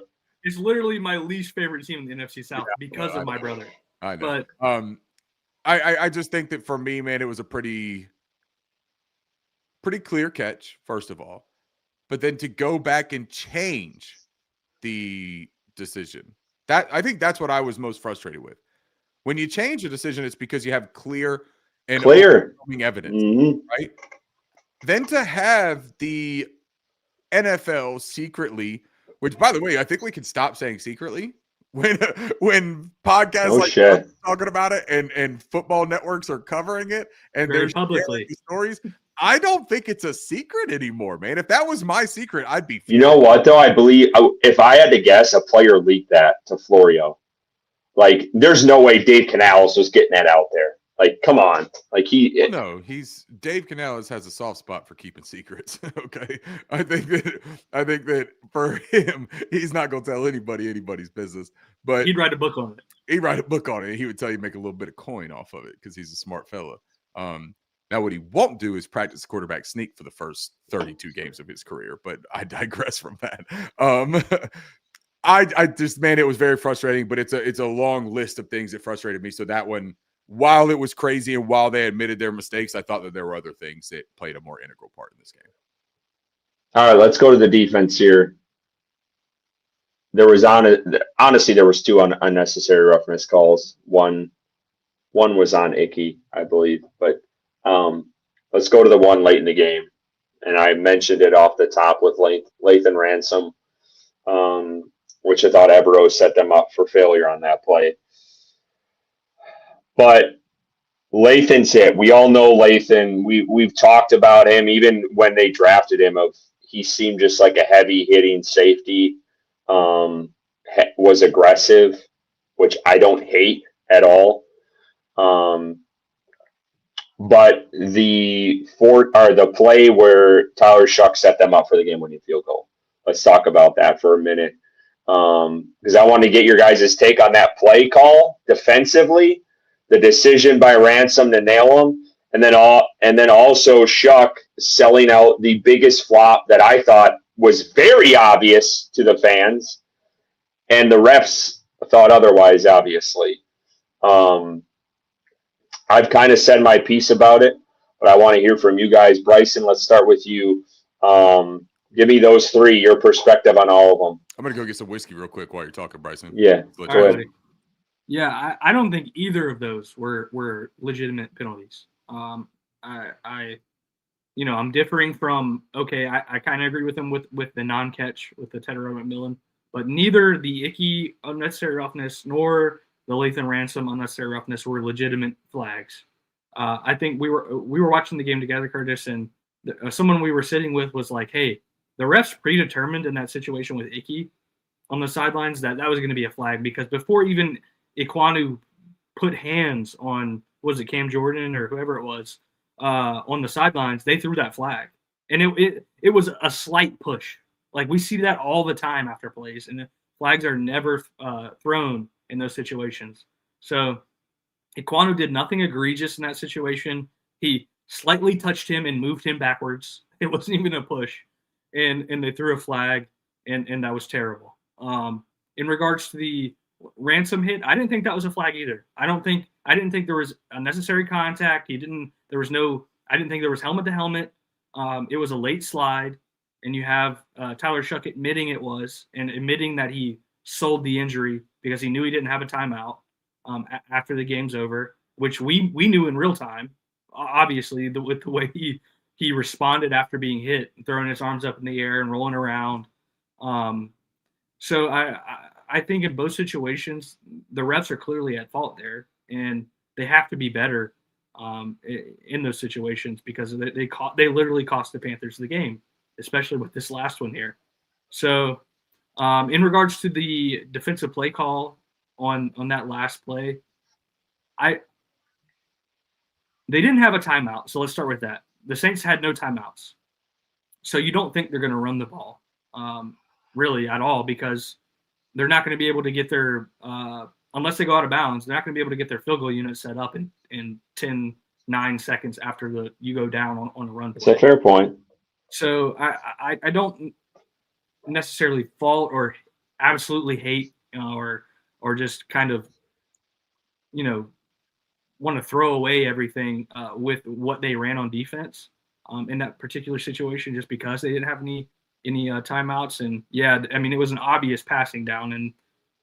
But to your point, Curtis, Shuck realized that, and he saw, they were rushing two players, and the lane opened up immediately, and he slid, and then he sold that slide, that hit on the slide, which bought them time to set up the field goal there. Now, if the refs don't throw that flag, the game's over.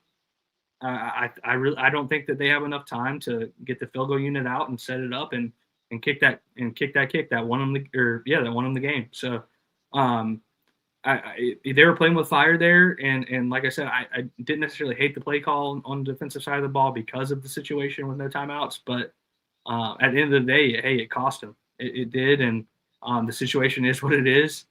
But I expect, or I hope, that the refs are better in those situations. It's so clearly like he's selling this. He wasn't hit that hard. He slid late. You have to factor all these things in, and these referees are reffing at the highest level of football, in the world. And I would expect them to be the highest level of reffing in the world. But unfortunately, it feels like every single fucking week we have the same thing over and over and over with the Carolina Panthers and these terrible calls where they don't get the benefit of the doubt at all, ever. And I don't know if that's just the history of the Carolina Panthers and being a poorly coached team or just being the Panthers in general. But unfortunately, it's cost us. And I think at the end of the day, if that flag wasn't thrown, I think the Panthers win the game. I do. If I can jump in here quick, because I saw a comment and it made me think of this because I remember bitching about it during the game. Bryce Young doesn't get the call. And I remember telling Ivan, who was sitting with us in Raleigh, I thought when they drafted Bryce, because he was a smaller quarterback, they were going to get those calls because we never saw him with Cam. We all know that. Cam would get rocked. And because he was big and because he was the runner, he never got the calls. And I thought when they got Bryce Young, I thought they'd get every single one of them because he's so damn small. They didn't get the one on Sunday. I remember one of the Panthers fans was like, they were arguing with me like they didn't think it should have been called on Bryce. And then later in the game, you saw the same situation happen, and Tyler Shuck get the call. So I had to bring that up because that drove me nuts when we were watching it on Sunday. And going back, Bryce, you do bring up a good point because I didn't factor in the no timeouts thing, but I feel like you set your defense up for failure and put Lathan Ransom in a really tough spot. If they had rushed 4, I think there's a different outcome of that play, whether they complete a pass. I don't think Shuck runs it there, and you have a different outcome of what happens, and you don't lead to the penalty and set them up for a favorable field goal. So that's, I think, what frustrated me the most because we all know Shuck has been a runner the last couple of weeks, And when you only see 2 edge rushers and you literally you could drive a ship through the middle of the field, that's literally what happened on the biggest play on Sunday. Was that middle was wide open. They only had 2 edge rushers. There was no one in the middle of the field. And Lathan had to come up and try to stop Shuck, which I don't knock the play. I don't knock it whatsoever. It was a close situation. But knowing the NFL and how they want to protect quarterbacks, I knew that flag was going to be thrown 1,000 times again on that. Just the way it was bang, bang, and it looked like it was a lot. I think Shuck sold it pretty damn well. Ricky, what are your thoughts on it? So J.C. Horn talked about the formation of that play today, and said that it was intentional by design, that they were forcing to the outside. They wanted to entice Shuck or the running back or whoever it is to run straight up the middle, knowing they had no timeouts. They thought that if they would allow a 4-5 second play to develop, and by the time that people got off the football, there was not enough time. With 12 seconds on the clock, they did not feel there was enough time for them to get on that ball and kick a field goal. So I understand the logic behind the draw them into running through the middle, right? And give them that big opening. But I think then what happens is when Shuck becomes a runner and he is within 1.5 yards of Lathan Ransom, who has already begun his defensive movement, it's horseshit to call that a flag. I think it was horseshit to call it on Derek Brown. And I think it was bigger horseshit that it wasn't called on Bryce Young. And I'm going to be completely frank with you, though. I wouldn't have the gripe that I have with the calls if they had called it on Bryce Young. If it had been uniform throughout the day, that if a quarterback is on his ass and he's sliding and he began his motion before a defender had touched him, because that's what the rule was on Sunday. I don't think that's the honest to God way of the rule, but I think that that's what the rule was on Sunday, is that if the quarterback was down and sliding, didn't matter how close the defender was, didn't matter if the defender began. If a quarterback goes from 6'5", which Tyler Shuck is, running, to on his butt and sliding that quickly where only he knows it, and Lathan Ransom is still coming in for the hit, they're like, yeah, but he aimed for his head. No, he was aiming for his hip. He was aiming for his midsection, and then he got down in a split section. Like, I just don't know what it is that you want these defenders to do. But if you're not going to call it all 3 instances and you're only going to call it the 2 for the Saints, then I think it's bullshit. And you want to talk about the Bryce Young call? If they'd have called it on Bryce Young on that play, that probably seals the game too. Yep. Because that's a scoring opportunity. So as much as that sealed the game for the Saints, for Shuck to get that call, we never even were in that situation if Bryce Young gets the same respect and courtesy. The difference is Bryce Young didn't slide ultra quick and snazzy because he can't slide for shit. Never has been able to. It's been his problem since he's been in this thing, right? So he kind of like lays a little bit, rolls a little bit, and puts his shoulder out, defending himself, actually. And he got penalized for it. Like, that's wild to me. Ricky, I really disagree with it, Bryson. I really disagree with it. I have like an NFL rules question for you, and this might be a stupid question, but I was thinking about it, while you were talking. When Shuck slides there, if he's not touched by any Panthers defender, does that clock still run? No, because it's giving himself up. Okay. So he could technically, well, I'd have to think about that, because technically when you like take a knee or give yourself up, that's the end of a play, right? Yeah. When you Yeah, slide, but the clock runs. When you slide, I'm not sure. You might have to touch. You see it a lot, that when someone slides, you'll see a touch on like the shoulder or something like that to end it. But also a quarterback will slide, pop up, and throw the ball to the ref without being touched. So I think that it's for sliding. For sliding, it's the minute you start to slide, you're down. That's what it is. You're down, and the clock will continue to run because you didn't use a timeout, but the play will be dead. Okay. So like the clock doesn't stop. Question. You know what I'm saying? Like you can't spike it. Now, if you spike it, the clock stops. But you could give yourself up. but that doesn't change the situation around, right? Yeah. So they would still have to call a timeout. And a lot of times when people slide like that, it's with the intent of calling a timeout. They will slide to the point where they know they have 1 or 2 seconds left, call a timeout, right? But so that's the thing with Shuck, what he did. Here's my argument on it, guys. And y'all tell me what you think about this, because I was in the spaces with JJ yesterday, I believe it was Tackle Tuesday we did finally. And my thing was, put a really wide radius on how far a defender needs to be before you're allowed to slide. Give me 5 yards clearance. If there's a defender within 5 yards clearance, you're the same as a running back. There ain't shit you can do. Someone's going to hit you, right? Yeah. And if you get hit, you get hit. If you want to give yourself up, I think you have to give yourself up. I don't think that you should be able to go an inch forward for every single inch and then cry foul when somebody plays defense. I don't buy that, man. But I don't either. I think it's bullshit. It gives the referees a whole nother big gray area where they have to be watching for 5-yard defenders, right? Mm-hmm. To be able to call that. And then you can make it reviewable. You could do all that. Or you could just get rid of that slide. You could say you can take a knee. And then somebody has to literally, because to take a knee, you got to really take a couple seconds to make that, right? One, and it's funny you use JJ Jansen as our graphic, because he is the one who tweeted out on Twitter that they need to get rid of this slide altogether for a QB.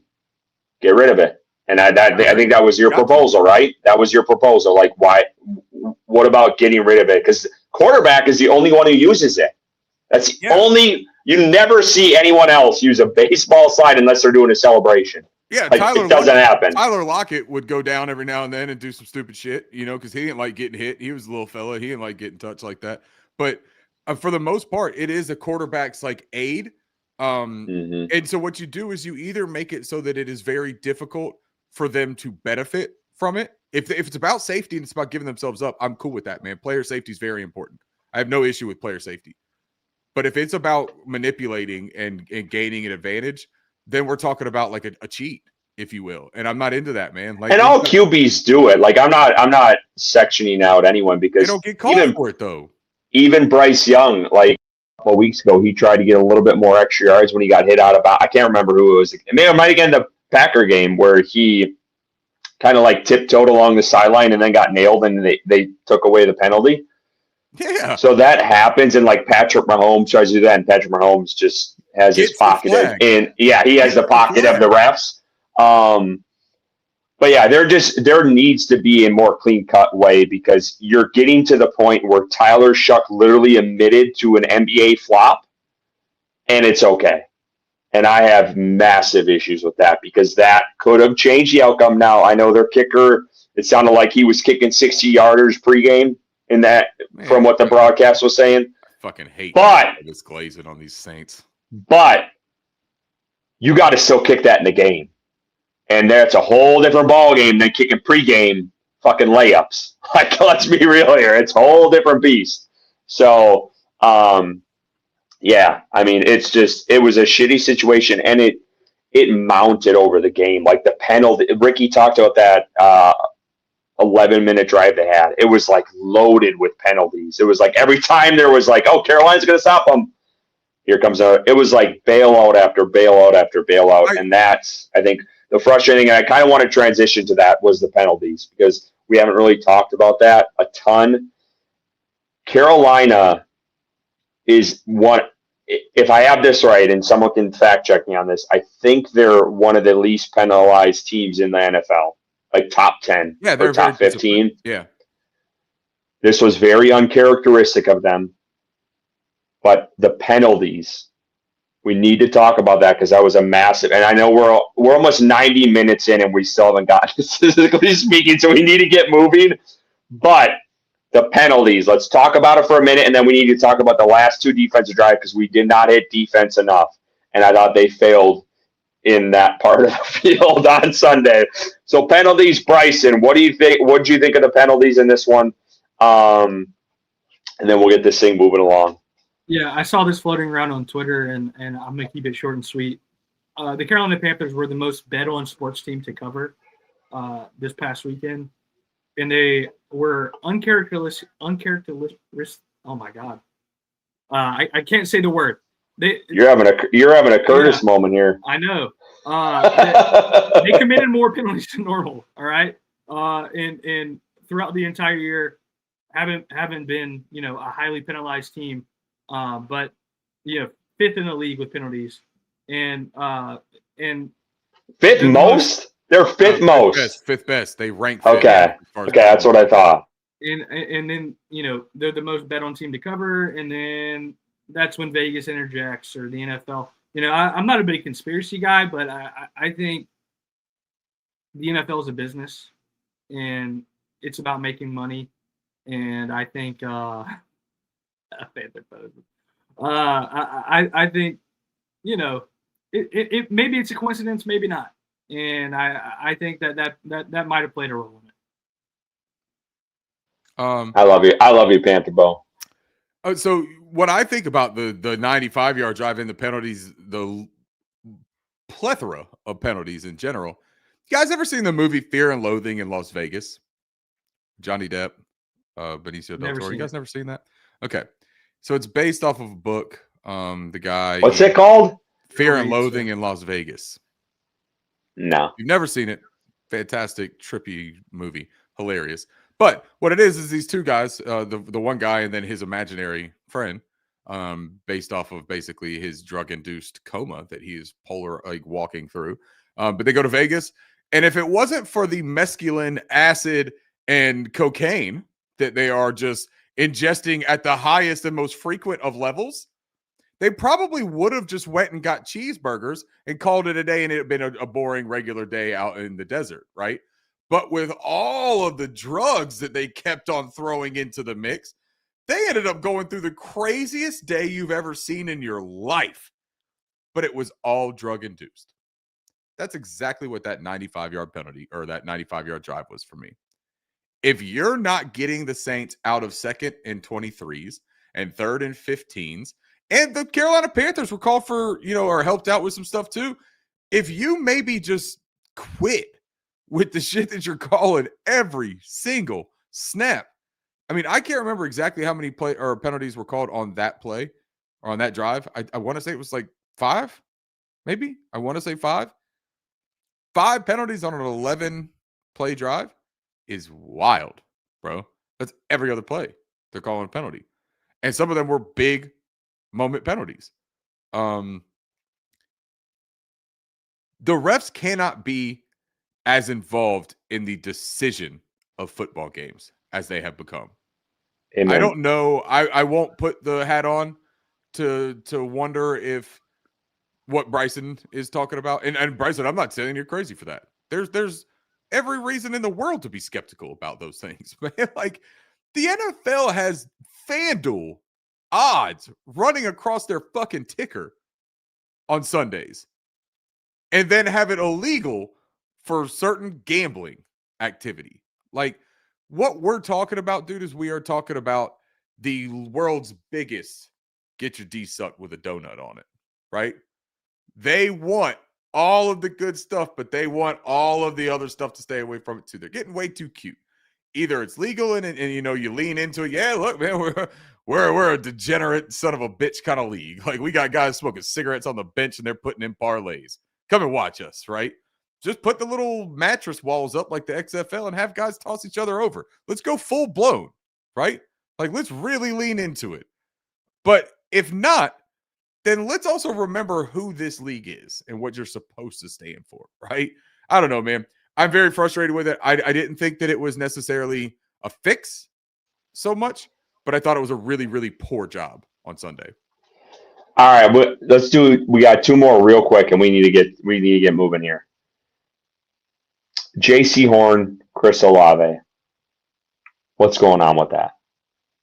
Did I tell you guys that I got attacked by fire ants on Saturday night? Putting a firewood in a fire. Sorry, Curtis. This has to do with this. This isn't me. Okay, I thought you were going somewhere with this. Go ahead. Yeah, it's not just me drinking.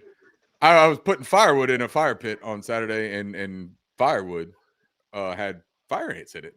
Got all up on my arm, man. My arm's got fire ant bites all over this motherfucker. It's awful. Threw my shirt off. I was miserable. I'm there with friends. Having a great time. and I throw my Wow, thanks for the invite, asshole. I'm just at this point, man, I'm literally just wearing like a bubble vest in a wife beater because like my shirt is off and I just had to get these ants off of me. It was more fun than that fourth quarter. I would go and put fire ant riddled firewood on their fire pit again, then watch that fucking fourth quarter. Okay, please finish your question. I'm sorry. No, I just want to know. I'm gonna have some whiskey too. No, not yet. Oh, I have not the only one more lined up. More Eagle Rare. Taking shots at Eagle Rare is kind of disrespectful. No, I just want to know what your guys' That's one of the most like quickly, because we got to get moving here. Your thoughts, and maybe Bryson, you can answer this, and then maybe we can bounce back to Ricky. But J.C. Horn and Chris Olave. Olave had a big game, I believe, the first game, or a decent game, and then this last week, obviously they shut him down for I think the first three quarters really. And then he finally went off, like Ricky said, in that fourth quarter. And then you mentioned Valet, who's now hurt, was playing like a fucking Pro Bowler out there. I mean, it was ridiculous. It was ridiculous. So talk to me about that. Like, why was there a struggle there, and what the hell's going on? Yeah, Curtis, I don't know if you've heard of fire ants before, but I have. I got a fucking ant problem here, damn it. They crawl on you, they bite you, and they make you really uncomfortable because of their biting. And I think Olave might be the fire ants to J.C. Horn. He makes him very uncomfortable on the field. You and me, dude. That's like synergy. When he's covering him one-on-one in man-on-man situations. Look, they called a zero blitz, and Olave beat him. J.C. Horn wasn't in a terrible position, right? He was very close to making a play on that ball, but unfortunately, he didn't, and it resulted in a touchdown. In particular, I think that's the play you're talking about, Curtis. I hope and I expect one of the top paid corners in the NFL to make that play. I think that's what the defensive coordinator is counting on and trusting him in being in that position. And I think he makes that play more times than not, in over the course of his career. But Olave has given him struggles, especially in this season. And, the first time they played, I think that was a clear OPI that wasn't called that Olave had on that long touchdown. This one, Olave just beat him, plain and simple. Good ball from Shuck, my guy, and then Olave caught it. Fucking beat you up, bro. Chad, get this guy a jersey already. I mean, it's ridiculous. You've been glazing over his ass all day. And then Olave catches it for the touchdown. So I think just Olave is the fire ants to J.C. Horn's life, and it's unfortunate. But Olave is getting older. He's aging, and maybe in a situation where he's traded away, and J.C. Horn doesn't have to face the fire ants anymore. Hopefully that happens soon for a rebuilding Saints franchise with a franchise quarterback they got in this year's draft in the second round, and just continuing to hopefully put J.C. Horn in situations to succeed. So. I just think at the end of the day, it's unfortunate, but we are here. All right, I'll say this, and then I'm going to go to Ricky for one last thing, and then we're going to go to statistically speaking. You could just go straight over me. We don't even. No, we need to say one positive about this damn game. Damn it! Oh, you wanted me to say something positive? Yes. So we'll get there. Failed, pal. I will preface it this way: I'm a massive J.C. Horn fan. I think he's been outstanding in several games this season, but he needs to step the fuck up this weekend when he faces Mike Evans and a high-powered Bucs wide receiver core in Egbuka, Evans, Godwin at some points, some of their other rookies. But this is a big test, and we need the All-Pro J.C. Horn in this game. I don't need the Chris Olave, J.C. Horn. I need J.C. Horn. What you made this offseason is one of the top 5 paid corners in the league, and you need to step up and play like it, because this game, he needs to be on the field.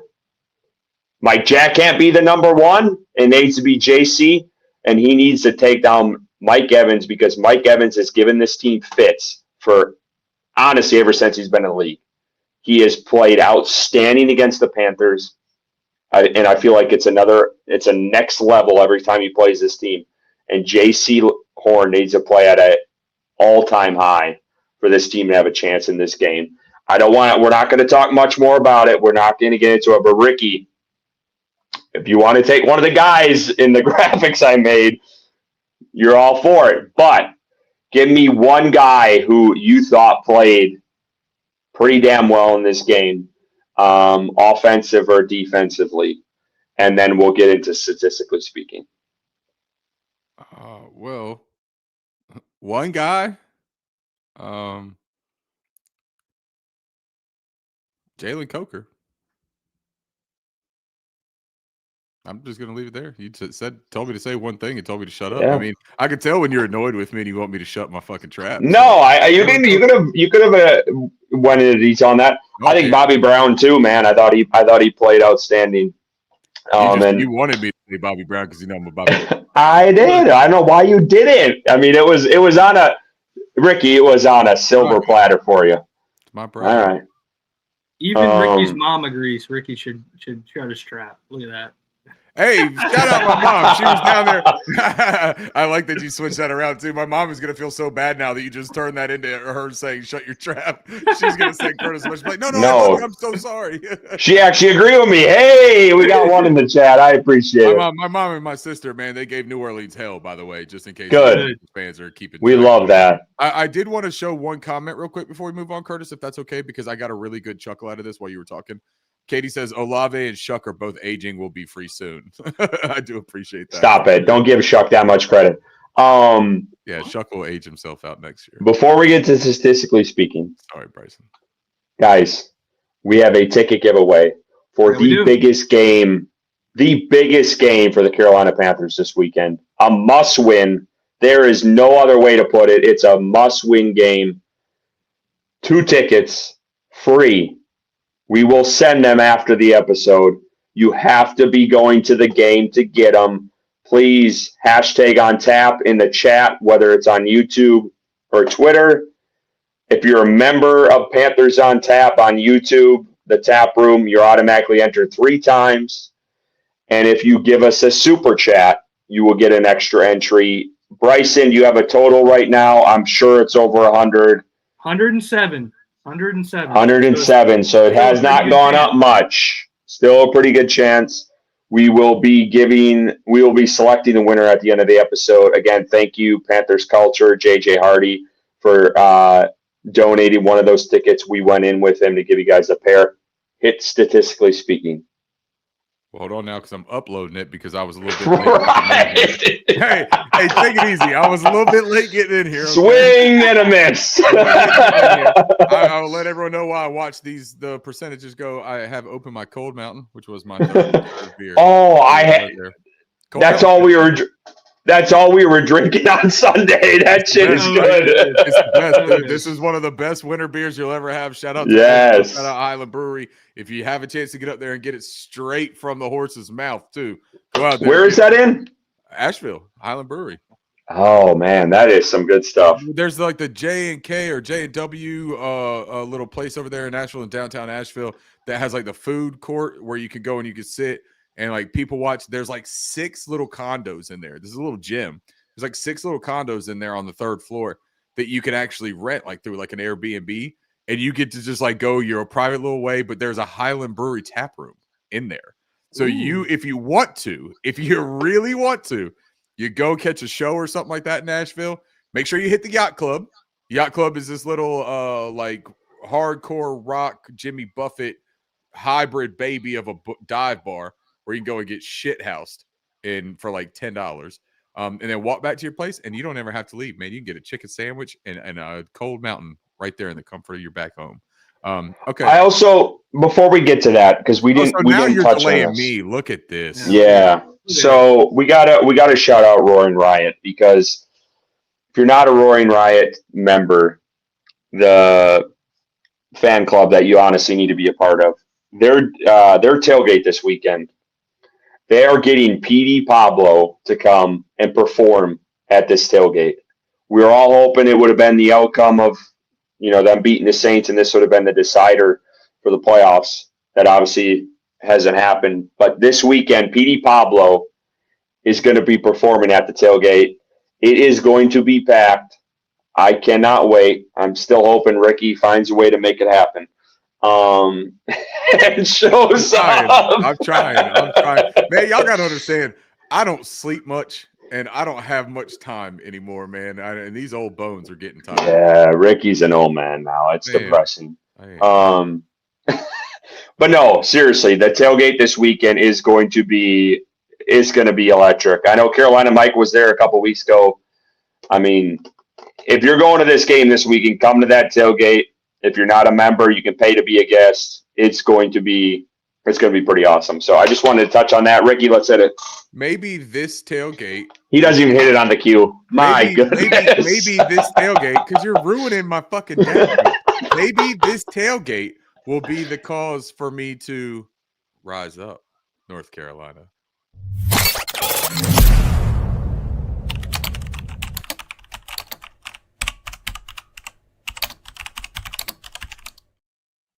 See, I didn't miss your cue. I made my own.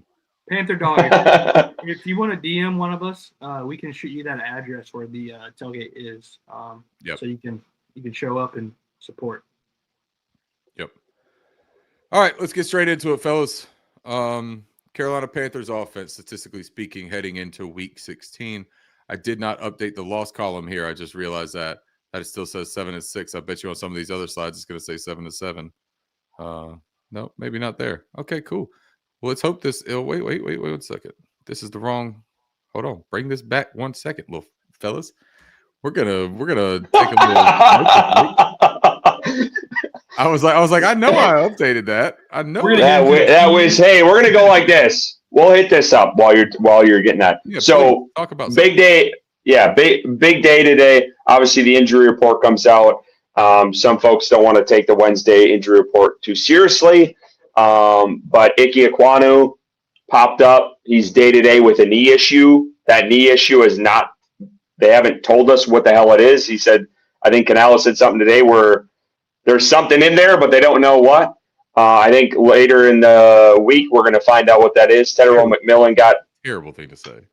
Yeah, Tedero McMillan got rolled up on during the Saints game. Ricky talked about that earlier, but he's kind of been dealing with something there, and it obviously got more aggravated against New Orleans Saints. And then J.C. Horn, it seemed like from at least me that it was more of a rest day than anything. But definitely concerning because honestly, I don't know about you guys listening to the press conferences. I don't think Icky's playing this week. I would be shocked if he is playing on Sunday. And it sounds like Yosh Nijman, how do you say it? Anyway, he will probably be the starter. Neiman? Is it Neiman? I'm sorry. Yeah, I murdered that. It looks like he's going to be a left tackle, and Kieran is going to be the backup, from my understanding, if Icky can't go. It sounds like Icky's going to try like hell to go. Just from my personal opinion on seeing Icky's interview in the locker room and what Dave said, it doesn't look good. I don't think. Yeah, I mean, you guys can take that for what it's worth. But Ekwonu went and got an MRI. It I think was reported, and they didn't see anything. So obviously, that's not true. Oh, did they didn't say that. He said he wouldn't say what they found. He got an basically. MRI, and they asked him, "Was everything good?" And he kind of like chuckled, and he goes, "I mean, I had an MRI." Alluding a little bit to the fact that it's not good. And they said, well, do you want to tell us what happened from that or what you saw or what came from it or diagnosis? And he says, I don't think I want to. Okay. All right. Well, not to like completely throw you off, but that's a pretty big deal, man. Like, I'm going to tell you from like, there's that account, that Coach Speak meter or whatever account on Twitter that like goes through like rates like the Coach Speak. If there was an account for like locker room speak for player, that right there would hit like the red level, the 8 or 9, because what that means to me, and again, this is an uninformed take, this is an opinion. What that means to me is that there is a legitimate problem. They asked, is it something that can get worse by playing? And he says, well, of course. Can always get worse by playing. Curtis, you okay over there? Did your knees hit? These damn things. There's not a lot of leg room in a Campbell soup can. I get it, man. I have a damn tripod up holding this phone. Yeah, it really no, but for me, what that really does come down to is it sounds like there is a legitimate issue. And he's trying to figure out, can he give it 3 days of rest and get out there and risk, further injury? Is he going to be effective? Because he wasn't effective being able to really anchor and hold up out there. And that worries me. Yash. But do you like Yash or Kieran out there? Well, look, here's the deal, man. Yash on the right side, I have had not much gripes with. I think that he's been okay. On the left side, do you think he could be serviceable? Maybe. Here's the deal, though, man. We've only seen him against Jacksonville on that left side. When he played at Green Bay, one of his greatest assets was his flexibility to go from left side. But he's playing revenge against his old team. You got to take that into account too. Like, I know some might not think that's a big deal, but like, Yash? Yeah, Yash was in Green Bay. Yeah. No. I'm talking about when he actually played in Green Bay, not like in the game against Green Bay. I'm talking about I see. Green Bay. I'm sorry, I heard you wrong. He played left tackle, and he was actually very formidable at left tackle. He wasn't. Bad. Yeah, he was. He was not. I'm telling you, all my buddies told me he was terrible. Dude, so he was not nearly. I don't know what games you were watching. Most of them, if not all of them, that he started. I watched when we signed him. And I'm telling you, formidable. What I said was formidable. What I didn't say was Pro Bowl, right? Like, I'm not anticipating him coming out there and putting a position competition in place with Ike Mekwonu. But I think, and again, maybe it's the booze, maybe it's the Christmas. Blame It on Christmas. Terrific song from a soundtrack for the happiest season. Wonderful movie. If you haven't seen it, check it out. But maybe it's all those things. But I might actually think that he can hold up okay against this Tampa pass rush. They're not terrific. Are we ready to I'll take your word for it. Well, no, don't take my word for it because I don't feel good about it. I trust you. I trust you, damn it. Remove that banner for me so that I can read because it's hard enough as it is. Yes. Hey, Santa up there. I got him fixed. He had some light issues going on, and I had to change him out. Basically, changed his oil. You check the wheels are falling off here, folks. So whiskey is talking. I'm very fucking proud of that thing up there. I'm very happy. All right, Carolina Panthers offense heading into week 16. This is the actual slide, not the bullshit from earlier that I tried to give you. 7-7 down there on the right. That lets you know. 18.9 points per game for the Carolina Panthers offense. That ranks 28th in the NFL. 183.4 passing yards per game. That's 25th worst. Rushing yards per game, we are 9th best at 125.6 yards per game. EPA per pass is an efficiency metric to let you know how many points you're anticipated or adding into your total based off of each pass play. Negative 0.10. That is 23rd in the league. EPA per rush, same type of metric, but just for running the football. Go figure. Tied for 14th in the NFL at negative 0.03. We throw the ball 53.2% of the time on offense. That is tied for 24th most in the NFL. I blew through that because I don't want to talk too much about it. I want to get going. We're 2 hours into this thing. The points per game for the defense, 22.6 points per game, 14th, right around that middle of the pack level. 215.5 passing yards per game given up, 17th. Rushing yards per game, 116 flat, 16th. Look at that. That's one of those things that if you got like, I don't know what that thing is. What kind of tick is it where you like the things where numbers are the same or whatever? I don't know. Rain Man or some shit.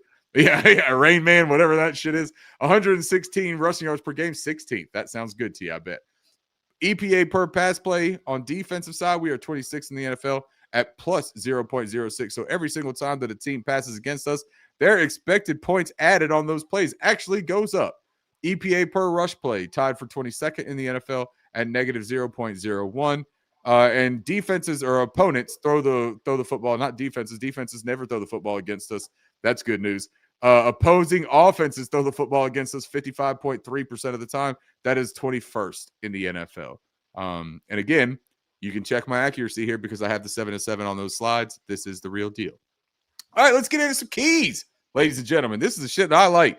One of my favorite things that the Clips, one of my favorite rap duos ever said is keys open doors. These are the doors that can be opened by these keys. Rush attempts outside the tackles for the Carolina Panther offense, 44.1% of the time, 28th in the league. We talked about this earlier. I think that they are falling in. And look, like there's a thing Makes here, though. no sense. I want to give a little bit of context to that too, though, because when you run an outside zone or a wide zone, those rushes can cut inside the tackles, and they will be marked in this metric. They will be marked as inside the tackles, right? Despite being like a wide or an outside concept. But my issue that I have here, we have seen success on some of these toss plays. We have seen success in getting in space. We have seen success on some of the pools that definitely reach outside the tackle box.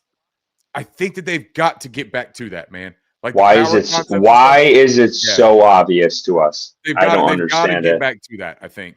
For the Carolina Panthers offense, this one is important, and it's not a metric for them. But for this game, the Tampa Bay Buccaneers record when their opponent scores 20 or less, this is me telling you there's a milestone or there's a marker here. The Buccaneers record when opponents score 20 or less is 5-0. Have not lost.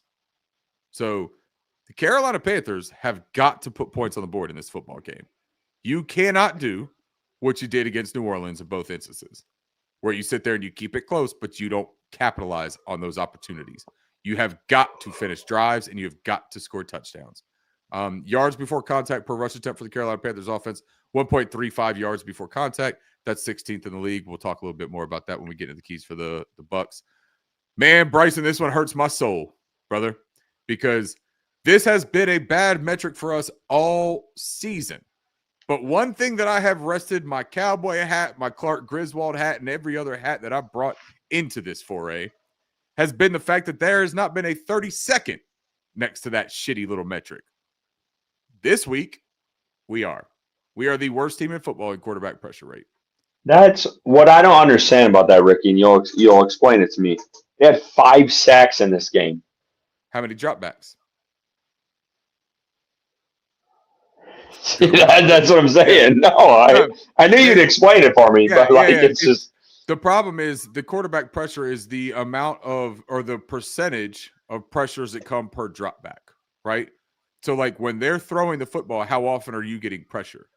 Like for instance, just to give you a good comparison here, in week 15, the New Orleans Saints had a 58.1% quarterback pressure rate. 58% of dropbacks they were getting pressure on the Carolina Panthers. The Carolina Panthers, I don't know what they got in that game, but their quarterback pressure rate went down. The sacks, by the way, a lot of them were cleanup type sacks. They were not like quick sacks. They were not like pressure generated. Now, they're still going to count as a pressure. But if those are the only 5 of 6 pressures, I believe there might have been 6 pressures in that game. Jeez. 6 pressures on, that's crazy. Let's say, I think it was like 34 dropbacks for Tyler Shuck. I can't remember exactly. I felt like they got a little bit more exotic this week, and I don't know if that was a good thing because we saw Derek Brown and Waddam and coverage. And you're right, though. You're right about that. And I'm glad you bring that up because they did try to do some things. They didn't get home, Curtis. Like they could not get home, dude. And like what that did is when they sent extra and they had less out there, it was easy pickings. We talk about that fourth down or that fourth quarter drive with Chris Olave where he just went nuts. Dude, he's a mess. JC Horn said it though, right? Like they were stuck in zone and they ran his exact words. They ran the same play. Called damn near the entire drive was his exact word. We were in this conundrum of do you call a timeout that you're hoping to have for the subsequent I would have. drive? I would have too. I would have too. They needed it. I think you were getting torched, and I think you needed a conversation. You needed to regroup. 2 timeouts is enough for Bryce. I think you had to stop and have a conversation, dude. You're getting absolutely smoked. I think that was a mistake. But we're traveling back in time, and I don't have my Marty McFly jersey on, so let's keep on pushing here, Doc Brown. Keep pushing. 17 passing touchdowns allowed for the Carolina Panthers defense. That's 8th best in the NFL. They are going to get tested. Last week was the very first time that the Tampa Bay Buccaneers had all 4 of their starting wide receivers on the field together. Very first time all season. For the first time. And Mike Evans put up, 132 receiving yards against the Falcons? There's been this internal conversation and debate between Panthers fans and Falcons fans about J.C. Horn against A.J. Terrell. what I fear is that Mike Evans can smoke both of them. I need J.C. Horn. I'll take JC any day of the week over. I Terrell love looked like dog shit. Here's my thing, though. What I am asking for, though, is you've got an opportunity here, JC, right? Like, I'm trying to do one of those old coaching maneuvers, if you will, where I'm like, you have an opportunity to be directly compared to the guy that got smoked by that same guy last week and who is often compared to you. This is your bulletin board moment to create bulletin board material instead of be bulletin board material. Takeaway. Talk to him. You like that? Talk to him, Coach Ricky. You like that? See, I feel like Kirk Cousins right now, but a little bit drunk. You like that? Yeah. 17 takeaways for the Carolina Panthers defense. That ranks tied for 11th best in the NFL. That is going to be critical. You've got to turn Baker Mayfield. I hope, and look, Bryson, you and I have talked about this a lot together on this show. Both of us were Baker Mayfield fans. I enjoy Baker Mayfield. I like his attitude. I like the cojones that you talked about earlier. I like all of that, right? But one thing that I like even more is if we can make him eat his own cojones in this football game. I want this to be the most uncomfortable situation he's ever fucking been in his life. And I know he's been in some uncomfortable shit. He came to a podium with a mustache and a trench coat on, looking like he'd had a whole goddamn rager, smoking clove cigarettes and sniffing bumps all night, talking about woke up feeling dangerous. I know he's felt pressure and uncomfortable shit before. I want it to be even worse at Bank of America Stadium on Sunday. I need the Carolina Panthers to force this to turn into a, hey, aren't we glad we got Bryce Young instead of Baker Mayfield situation? That's my all right. Let's go to the Bucs. We're ripping through this. Yeah. So we'll talk about our opponents now here. The Tampa Bay Buccaneers, their offense here, 23.4 points per game. That's tied 15th in the NFL. 203.4 passing yards per game, tied 20th in the NFL. Not putting up a whole lot of yards. At 113.2 rushing yards per game, that's 21st. I know they've been missing Bucky Irving for a little bit. They have him back now.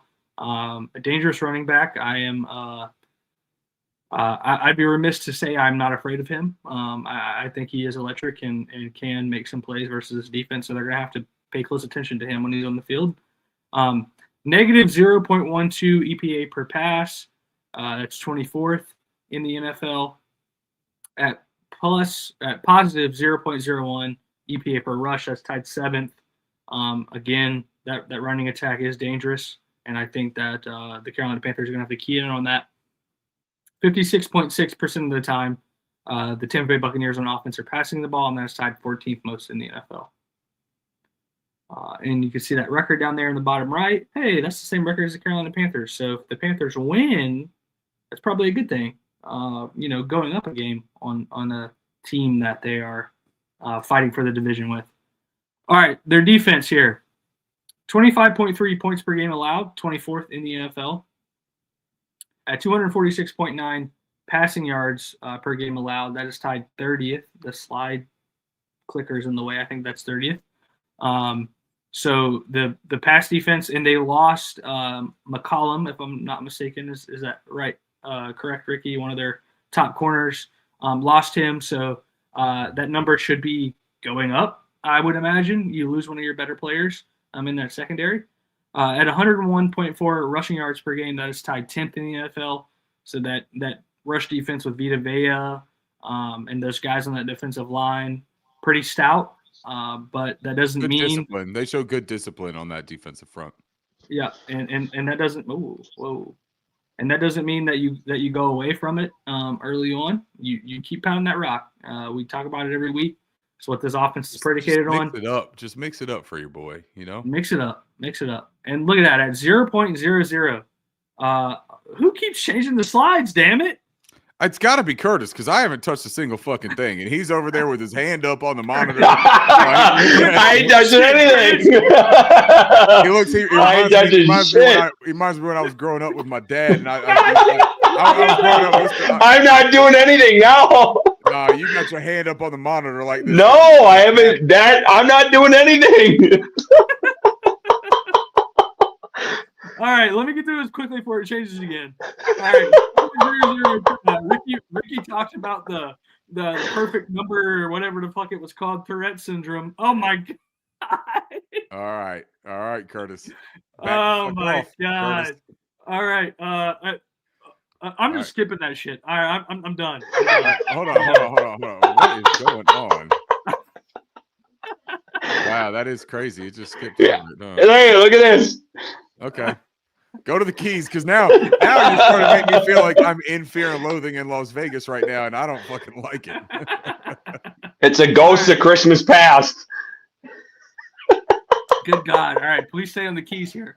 All right, I hate this too, because here's not perfect, just dope. He says good info, guys. I really wish it could be complete info for you. Not perfect, just dope. But this ghost for Christmas past is not going to. We're gonna move on. The keys here. I mean, this is what Ricky really goes through and highlights, and what he thinks is going to be the difference in the game for our team, the Carolina Panthers, to key in on in this game or in this matchup versus the Tampa Bay Buccaneers. So, on offense, they have 11 giveaways. That is fifth least or most in the NFL, Ricky. I know I say this least, like every fifth single best. week. Like that's a fifth best mark. Okay, fifth best mark. So they're not turning the ball over a lot. Baker's done a good job with that. The running backs aren't fumbling a ton. So that's a good marker there for the offense. 31 sacks allowed, tied 17th in the NFL. So right in the middle there. When you look at what Rick touched on earlier with pressure for the Carolina Panthers, and then this offensive line. He breaking up for you, Curtis? You hear him anymore? Okay. Bryson is frozen, so I'm going to just take over real quickly just to keep things moving along here. And then once he comes back into Earth, we're going to bring him back into orbit. The 31 sacks allowed is tied for 17th. The reason I wanted to highlight that too is they get Tristan Wirfs back recently, and Tristan Wirfs has been fantastic for them. That offensive line is relatively solid. They've had some injuries, they've had some downplay, and I think that this is an opportunity where Carolina has to figure out a way to get pressure. We've been a little pressure adverse where they've actually tried to lean away from creating pressure and play a little bit more on the back end, and it's not working. So rushing stuffed rate. Oh, I see Bryson is back with us. Bryson, will you take over for me at the rushing stuffed rate? Yeah, sorry. I don't know what happened there. I guess every aspect of the show is going crazy right now. But all right, 17.1% rushing stuff rate, 22nd in the NFL. So I imagine that's not great, right, Ricky? Not terrific. You're not great, Bob. For this offense. But again, we touched on it earlier. I do agree, Panthers dog. It definitely was Curtis that kicked me out and then brought me back. I just realized, so Bryson has been on the Saints all the game, and then tonight he wears the Baker Mayfield fucking hat that he wore when he came to Carolina. Oh my god! Are you trying to say this is an inside job that's happening here? I just like this hat. Damn it! I like this hat. Leave me alone. I'm gonna take my ball and go home like the Notre Dame Fighting Irish in honor of the guy that bought the ticket with us tonight, Panthers culture, and them not playing in their bowl game, which is crazy. But all right, 17.1% rushing stuff rate, 22nd. Like I mentioned, not great.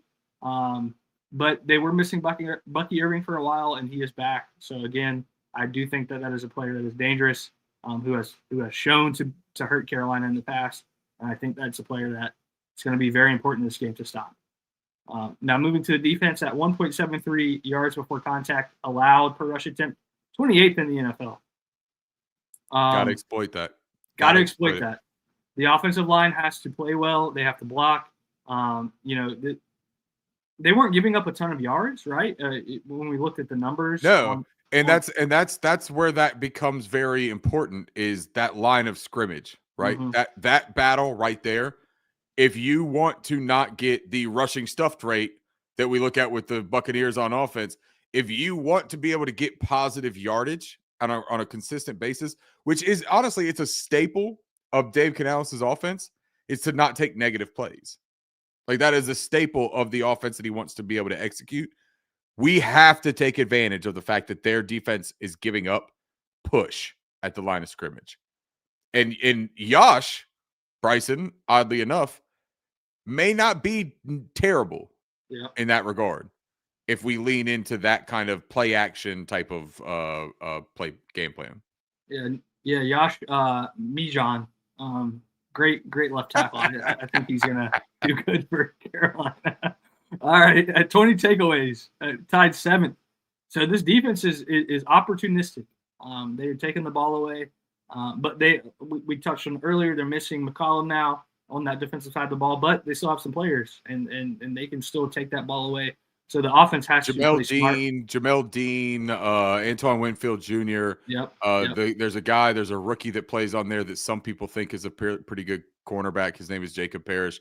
Other people like Curtis feel like he's not good because Mark Schlereth or somebody else said something about him during a broadcast. They did just lose one of their best. They did just lose one of their best defensive players. And then 5 minutes later, after that analyst says something bad about Jacob Parrish, he recovers a fumble for a really big play. But recovers a fumble. Fuck, I could recover a fumble. Stop it. Well, Christian Roseboom can't. Fuck are you talking about? Yeah. All right. So let's look at this. This is interesting here. 72.2% red zone percentage, tied 30th in NFL. You get in the red zone against this Buccaneers defense and you sneeze, you're going to score some points. All right. Look at you. Is what that's looking like to me. So, attaboy. We're hopefully Curtis. I don't know. Maybe if it's a 53-yard field goal, they're kicking it instead of going for it. I think that's what you would want. I'm still on board with going for it on fourth and 1 or less there. And making. Why am I getting shit on that? I said they should have went for it. Come on now. Because we like to give you shit. So you get in the red zone and you have a high probability of scoring points. The offense has to be consistent with running the ball. They're not stopping you behind the line of scrimmage a lot of the time. 20th in the NFL. Clear path here. Not giving up a lot of yards on defense, but also, if I'm not mistaken, I think teams are passing a lot against the Buccaneers. So it's teams getting away from the run and showing what really. Oh my goodness! 60.7% of the time, I saw it quickly because I knew exactly where I was looking. 60.7% of the time, opponents are throwing the football against the Buccaneers defense. Okay, all right. So yeah, guys, we can get in here to the. Yeah, sorry, I skipped ahead because we need to get this show on the road. We got tickets to give away still too. So, and hold on, I'm going to interrupt you because you stole Bryson's thunder and spotlight there, and I don't like thunder stealers. So Bryson, cheers to a nice. I don't have whiskey, but I'm on my third beer. Speaking, hey chat, if you need me or if you're interested in seeing the repercussions of a 3 Eagle Rare evening, $2 super chats. If I can get 3 or 4, no, $5, not $2. Hey, I'm selling myself here. You don't get to name my price. I'm naming your price. I am a cheap guy. Cheap date. Because I'm in this too. I'm naming this. Let's go. Oh, but you're drinking Fireball. That's not real. 2 or 3 of $2. Look at that. Look at that shot glass. So look at, he's trying to show you the fat bottom of his shot glass. Fat Ricky, shot glasses make the world go round. I'm looking out of a peasant glass. I will say one thing about Curtis is that this man never takes shots ever. Oh. Exactly. So you take advantage of when I do. He gets very stick-off shots. Curtis, cheers to you, pal. Merry Christmas. Look at that Panthers shot glass, though. That's Merry pretty cool. Christmas. Happy Hanukkah. Kiss my ass. Kiss his ass. Kiss his ass. Kiss everyone's ass. Cheers. Yep. Cheers. I'll take a cheers to you. Man, I love when this show just goes off the rails and we start. Didn't even wait on a super chat. You guys just went for it. So well, no, I said I would do a third. That's only my second. Okay. I was saying that I will double down. Oh, I don't know about that. I didn't include you. I didn't anticipate anyone else being willing to wreck themselves like this. But I have my child's recital, my music recital, the winter music recital tomorrow night, but not during the day. So during the day tomorrow, I plan on like just hanging out, maybe writing an article or What's two. the chat saying here? All right, let's do predictions. Chat, I wasn't able to give us your prediction if you got time. We'll read them out on here and then we'll do the giveaway. There's one. Katie's already in. We're 1 away here. Katie has done her part. We're 1 away here from me having to take the first shot back to back tonight. Katie might do it twice. Katie, don't you do it. No, Katie, don't you do it. Yeah, let's get predictions though. I want to see the chat predictions for the game. Curtis, do you want? Yeah, I'm gonna go. Yeah, I haven't started in a while. So the game this week, I ain't fucking taking the Bucks. You guys know that. I ain't gonna fuck around with that. I do think Mike Evans is gonna be an issue. I do think Ibuka is gonna be an issue for this team. I do think their running back coming back, Bucky, is gonna be an issue. I don't know. I just feel like Baker, he goes to another level when he plays this team, and it drives me nuts. Did she do another one? Yeah, She did another one. We'll get to that in a little bit. So you can pour that while we're talking. Yeah. Make that a double, Rick. So I do think those guys are going to be an issue. And Baker, I don't know, when he was asked about Canales a couple of weeks ago, he seems still pissed off about that. And I'm honestly baffled by it because honestly, I thought he's performed better under other coordinators besides Canales, which is kind of, I don't know, it just seems kind of odd. But there definitely seems like there's some revenge factor there for him. And then obviously he played in Carolina, which I'm honestly tired of hearing about with Baker because everyone just seems like, oh yeah, like Carolina ousted him. But we can't forget Carolina was the only team to trade for him when he was in Cleveland. No one else put that out there. And gave him all the opportunities in the world, and he was the one who requested to be released later in the season. And honestly, he was kind of fucked up to fail because he was brought in late in training camp because Matt Rule was a total disaster. But Carolina gave him a shot, and Bryce, I remember we both liked him. Like that was the guy we wanted in that offseason when they obviously didn't draft someone. They brought in Baker. You saw the competition with Sam and whatever else. Flip side of that, I do think Carolina has an advantage in this game defensively against the Bucks. I know Jacob Parrish is decent. I like to give Ricky shit because he loved that guy. That's just the reality of it. So every time he screws up, I love to give him shit about it. And when I heard the analysts talk shit about him, I'm like, oh, I got to jump all over this. And then he comes back and he recovers a fumble. Like all three of us could have recovered a fumble in that game. Can't say that when our team. You can't say that when our team. Well, they sucked ass. That's the reality, Ricky. Our defense sucked ass when it mattered. Let Curtis finish this. Chat, y'all with these super chats, y'all are going fucking ham. Yeah, we love it. We love it. So, all that to say, I think that injury. I think it was a safety for the Bucs, who has played pretty damn well this season in the secondary. I think Tedero McMillan can take advantage of that. I think Jalen Coker has come on since he's been healthy. He's been outstanding. And Xavier Legette, it's time to show up, man. You were a first-round pick for a reason. Let's see it. Let's see it this week.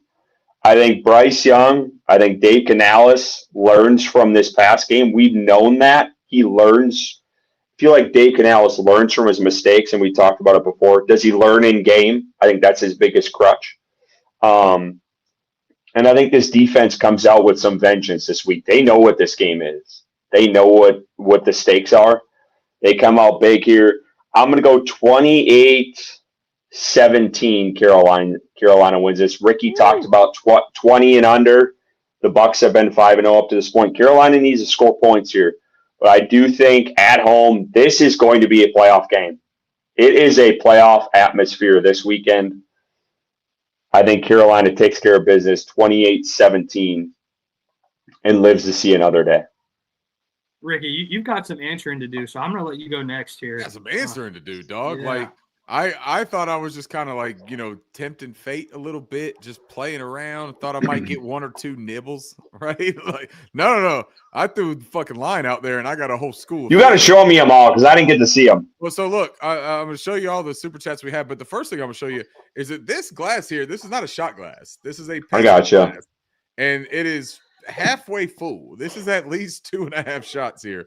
That I'm going to give Christ. Quit overselling it. Come on now. Listen to him.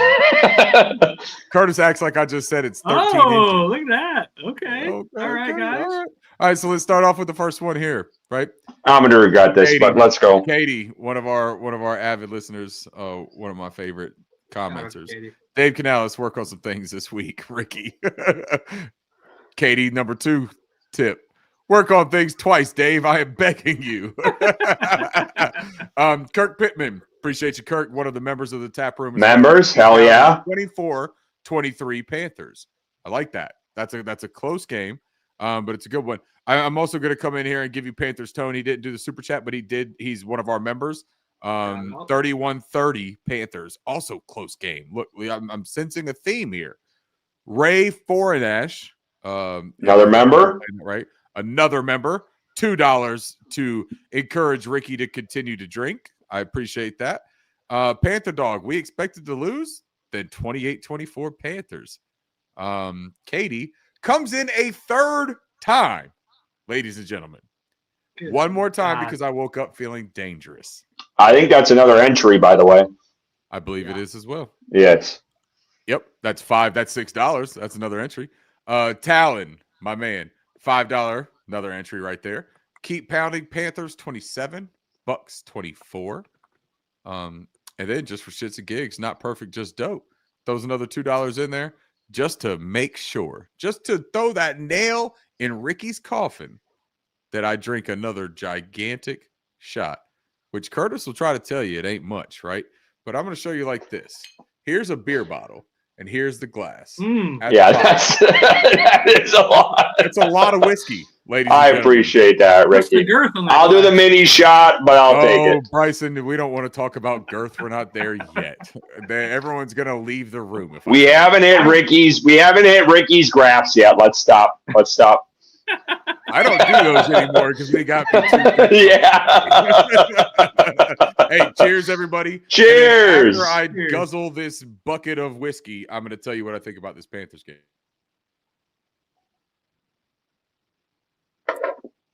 Damn. All right, let's talk about it.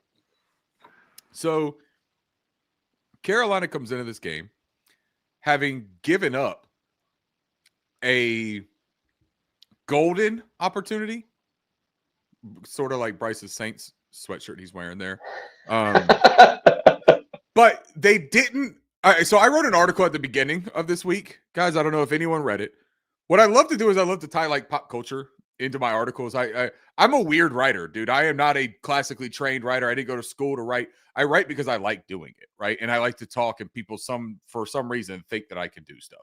I began it with a quote from The Hangover, Part 2, where Mr. Chow says to Phil when Phil is complaining about having a bad day or whatever, and he says, "But did you die?" Right? Like, but did you die? That's what I felt after watching that Panthers game. But did we die, though? Right? We didn't, ladies and gentlemen. I'm going to tell you, we did not die. Everything is still in front of us. The Carolina Panthers still hold the keys to their destiny for the NFL postseason. It got way more difficult. I likened it in the same exact article to being chauffeured in a Rolls Royce or riding in a Scout sidecar on a 1960s Indian motorcycle driving down I-85 headed to Spartanburg, right? It's going to be miserable. You're going to bump your ass. You're going to feel every single pothole that you hit along the way. But guess what? You can still get there. You can still reach your destination. The Carolina Panthers can still reach a destination that nobody thought they could reach at the beginning of the season, especially after the first 2 weeks when they were getting smoked. Nobody believed in them. There is one group, one collective of people that undoubtedly believed in this Carolina Panthers team. It is the only one that matters. It's the Carolina Panthers team. Right? That's it. They're the only ones that through it all have said the same exact thing every single time. I don't know for sure about our fans. I can't even say for certain about this show. We have had moments of doubt. But you go back and listen to the sound bites, which is something that I did, right? Because I was curious. I was like, has this team ever wavered? Like, did you ever hear like a little like tinge of like, yeah, you know what? We're failing. We're not doing what we're supposed to be doing, right? You never heard it, man. You never heard it. This team believes in themselves wholeheartedly. If the win-loss roller coaster pattern continues for the rest of this season, we talked about it at the top of the show, ain't a bad thing for the Carolina Panthers, because they're going to win this one. They're going to lose against the Seahawks, and they win the next one. That would get them in the playoffs. That's looking ahead, though. What we're talking about right now, here in this moment, after I just drank a quarter barrel of whiskey in one drink, right? We're talking about this moment. Carolina Panthers get the Tampa Bay Buccaneers at home with Petey Pablo playing at the Roaring Riot tailgate, with Bryce Young showing Dave Canales in the last outing, hey man, when shit is critical, when the lights are on, when we need something, let me give that to my team. Trust in Bryce Young. Bryce Young is your franchise player. I love Chuba to death. I love Rico Dowdle. I love Tedero McMillan. Bryce Young is the engine of this offense with that offensive line. Let him do it when the time comes. Defensively, you got to just stay with Mike Evans, man. Mike Evans has been a plague on this fan base, on this team for years. Bucky Irving is crucial. You have to defend that. Baker Mayfield wants to make mistakes because Baker Mayfield wants to prove that you made a mistake, Carolina. Lean into it, man. Bait that son of a bitch. He is one of the most aggressive quarterbacks you will ever see in your life. Show him some looks early, Ev. Right? EJ, show him some looks. Like, hey, I dare you, man. I'm going to open up this deep third post over here near the sidelines. I dare you. I dare you. Double dog, triple dog, dare you. Force him to do it, man, because he's going to do it. And then be advantageous in those situations. When you have a moment to finish a turnover, finish the turnover, complete it, take it back. That's how we win this football game. And I say how we win this football game because we do win this football game. Carolina Panthers take this game at Bank of America Stadium in the biggest home game since the Arizona Cardinals NFC Championship in 2015. Carolina Panthers win this football game 26-23. And they live to fight another day. Ricky took us to church. Bryson, take us home. Yeah, so when I think of the Carolina Panthers this year, I think of a meme. You know, Ricky kind of brought us with pop culture in that Mr. Chow reference from The Hangover. I think of the South Park boxing meme with the dude in the ring. He's bleeding from his nose, like on his knees, and it's I didn't hear no bell yet. And he's getting back up. You know, I think of the Carolina Panthers as that, as win, loss, win, loss, win, loss. I didn't hear no bell. So they're getting back up. I think you guys sensed last week my hesitation or my concerns with the game versus the Saints. Your Saints fandom, you mean? When I predicted the Panthers winning, I did pick the Panthers to win that game. To be fair, I was wrong. But I kind of like swerved you guys a little bit, and you guys were surprised that I ended up taking the Panthers to win because of what I said beforehand. This game, I have zero hesitations. Zero. None whatsoever. Coming off of a loss versus the Saints at home, the most important game in this franchise's history in the course of a decade. I think the bank is going to be rocking. I think that the Tampa Bay Buccaneers are a team that is reeling right now. They're struggling. They're coming off, I think it's 2 or 3 losses in a row. In 5 of 6.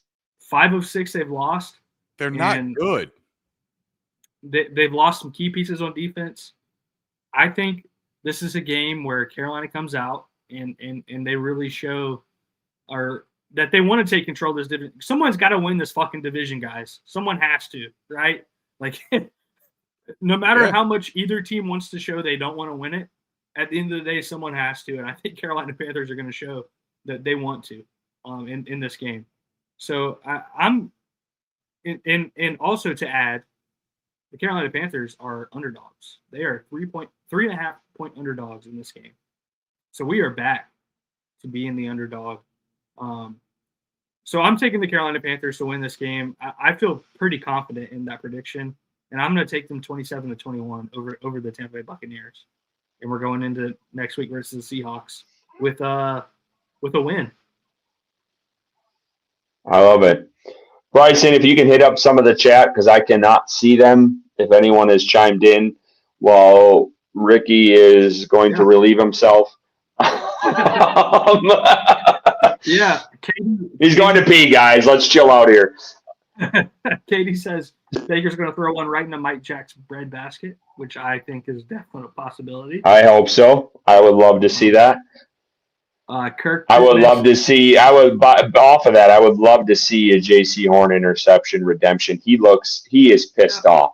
There is no doubt about that. We didn't even talk about the interaction he had in the training camp in the locker room this past week, where one reporter had said that him and Mike Jack declined comment, and then he obviously came out. He was asked about a question, I think on Tuesday. He said, next question. That reporter asked for an explanation, and he said, you were tweeting some bullshit out, basically. And we kind of touched on that, but I love it. I love that J.C. Horn is fired up. I hope he comes out with vengeance in this game. We've talked about it. Mike Evans has given the Panthers fits, honestly, like since he's been in the league, but like the past couple of years, he's just dominated them. So if I can get a pissed off J.C. Horn and a pissed off Mike Jackson, I'm all for it, man, because I think those guys are going to show out when it matters most. So if you want to feed through some of those other comments, Bryson. Yeah, and I'm gonna hold Kirk Pittman accountable for this. So if we win the division, I'm gonna do a PD Pablo tattoo waving an old school growl towel, and I don't even have a tattoo. So when we win the division, love that. Because if we win the division, I will get a tattoo of Clark Griswold, which is this hat, right? Like there's a little hallmark ornament of Clark Griswold wearing a sweater with this hat or whatever. But I will get it with this sweater that says Panthers. Where did you get that? I love that, dude. That's the golf weighing odd future, which you can't see because I'm sitting down, so you can't see it. But this is the old school, same lettering as the hat. Oh, I love that. Get a tattoo of Clark Griswold wearing this hat and a Panthers sweater, but plugging in the lights like this. And it'll say, that's awesome. 2020. On your ass cheek. No. Hey, take it easy. Tattoo. I want people to see it. So it might be like face? A forearm, maybe. I don't know. I got to find room. Maybe a leg, maybe a calf. All right. So we got two tattoos. Panthers dog asked who the reporter was. Curtis, do you want to tell him who it was? Reporter. No, we're not talking about the reporter. Is this the J.C. thing? You can figure that out on your own. We're not talking about the reporter on the show. I was thinking a leak. I was trying to figure out what you guys talked about without me. Come on now. You know that, but we're not talking about it. Here we go. There might be a baseball game on or something that we don't know about. Gotcha. Yeah. So, all right. I think it's time for the jersey giveaway. We got 530 plus in here, Bryson. Let's get that thing rolling. Everybody, Ricky, if you can submissions in, everyone's ready. Ricky, if you can help him out, because I don't know if I can figure out the format to share the screen and everything. So make sure that's all set. Bryson's got it, right? Bryson, I do it every time. Yeah. Look at Curtis. Look at Curtis. Like, hey, if someone can help out, Curtis had a couple shots of Fireball. If you guys weren't paying attention earlier, Curtis is, look at it. He's adjusting the camera. I'm trying to. He's down there. And he's dude, I got a phone, y'all. I'm running on a phone. Yeah, he's on this tiny little boat. Can you guys see this? Yeah, we see keys. Racing Jason. Not a jersey. This is Panthers tickets to the Tampa Bay Buccaneers game on Sunday. Oops. Just to let you get one more opportunity. If you comment, #OnTap is what you need to do. #OnTap. You get an entry in. If you're a member of the Tap Room, which is our membership for here on YouTube, you get 3 entries automatically. If you tip or do a super chat of $5, an entry automatically. Those are the things. And Racing Jason, if you can't make the game, man, don't enter in because it's only going to go to people that can make the game. Yeah. All right, Bryson. Let's pull that wheel up. I have it up. Can you not see I it? don't see it. We cannot see No, it. I don't see it. See, I knew this. Hold on now. What you got, Bryson? All right. Can Hold on, you I got send you, I me got the link to the wheel or something? Like send me the URL and I'll see if I can't. Oh, Hold it's on, hold on, coming. it's coming. It's coming.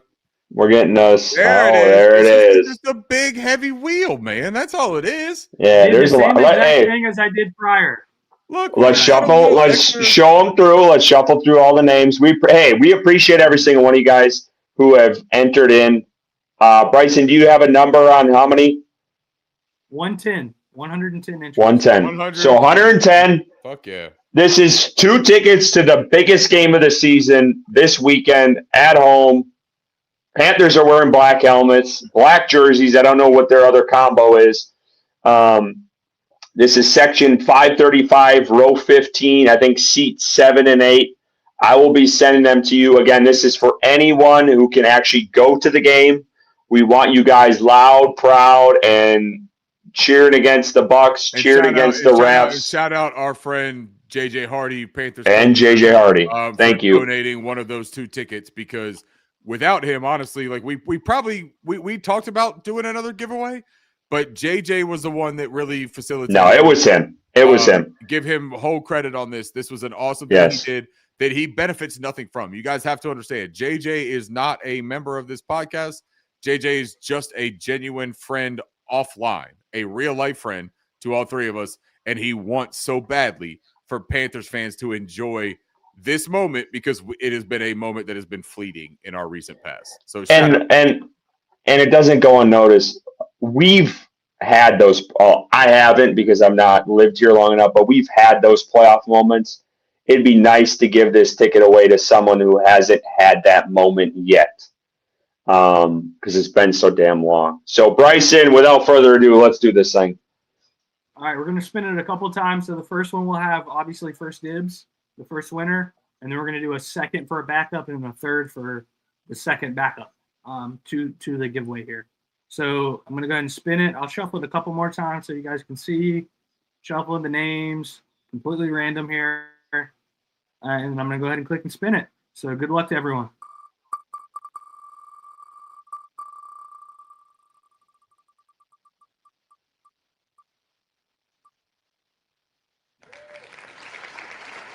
Oh, Cuddy. Cuddy does not live in this state, No, he so I don't know if he can go to it. But Hold on, he lives in Florida. He lives in Florida. He might make that trip. He seriously might. I would not be shocked if he made the trip, because he's got family. And look, here's the stipulation here. Cuddy, you got until like noon tomorrow to let us know that you're serious about this or not. And if you're serious and you're coming, you know Curtis, so you guys can text. If you're serious about coming, Curtis is going to take a picture of you at this game. You're going to have to be at this fucking game. And if you're not at this game, then you're going to have some answers, my friend. Yes. But Bryson, do the second and third spin, though, because we always have the backup plan. And I will say this before we do the second and third, we're gonna level up the pod here a little bit. So I do have an extra ticket to this game. One. I have 1 ticket to this game.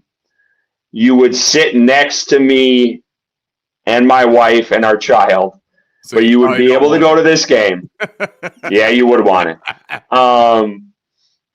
So I have 1 ticket. So for the second and third place, if this doesn't pan out and Cuddy can't go, so the second and third place, there is 1 ticket I can give away to this game, and I would gladly give that away to one person. It's a solo ticket. So if you're willing to go solo and hang out with me and my wife and our 15-month-old child right now at a massive game, it is all yours. I will be willing to give that away. All right, here we go. Perfect. That works perfect, though, because then the second place, if Cuddy doesn't come, right, second place takes the 2 tickets that win it. Third place gets the 1 ticket. Like exactly. That's how we'll operate with it. And third place, if you don't want it, you let us know, and then Curtis can find a new friend to make, because all he's looking for is somebody that's okay with a fireball taking dad sitting in 536. Bryson, spin that bad boy.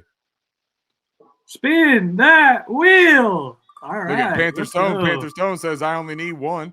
Look at him. Panther Oh. Stone's trying to go to the game, dog. Hey, Tone, I Oh hope my you get it, God. bro. Oh, Taylor, he has tickets, doesn't he? Talon, all right. All right, look, he's second. Here's a wonderful thing with Talon too, man. Talon has PSLs. I know that for a fact, right? He has his PSLs. And if Talon is going to go to the game, what I would suggest, and this is just my unrelated, unaffiliated opinion here. Talon, holler at somebody like Panther's Tone there that might want the one ticket, might want the two tickets. Holler at somebody, try to make it work. Bryson, give us a third, brother. And give us a fourth just to be safe.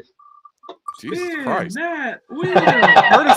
Curtis, when this episode ends, Curtis is just going to buy 30 tickets. And he's just going to give them out. Pets in the bath. Hey! If you Best had name. won, God damn it. If you'd have just won last week, I was going to buy you a custom jersey that said Pets in a Bathtub.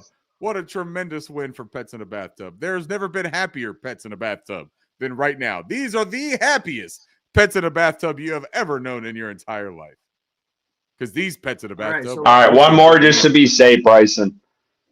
One more. Let me get out of this. All right. Last spin here. We are hitting it. Hopefully you guys wrote these down because I need them. I haven't noticed anything for the last 30 minutes. God, it was so close to Panthers. Talon again?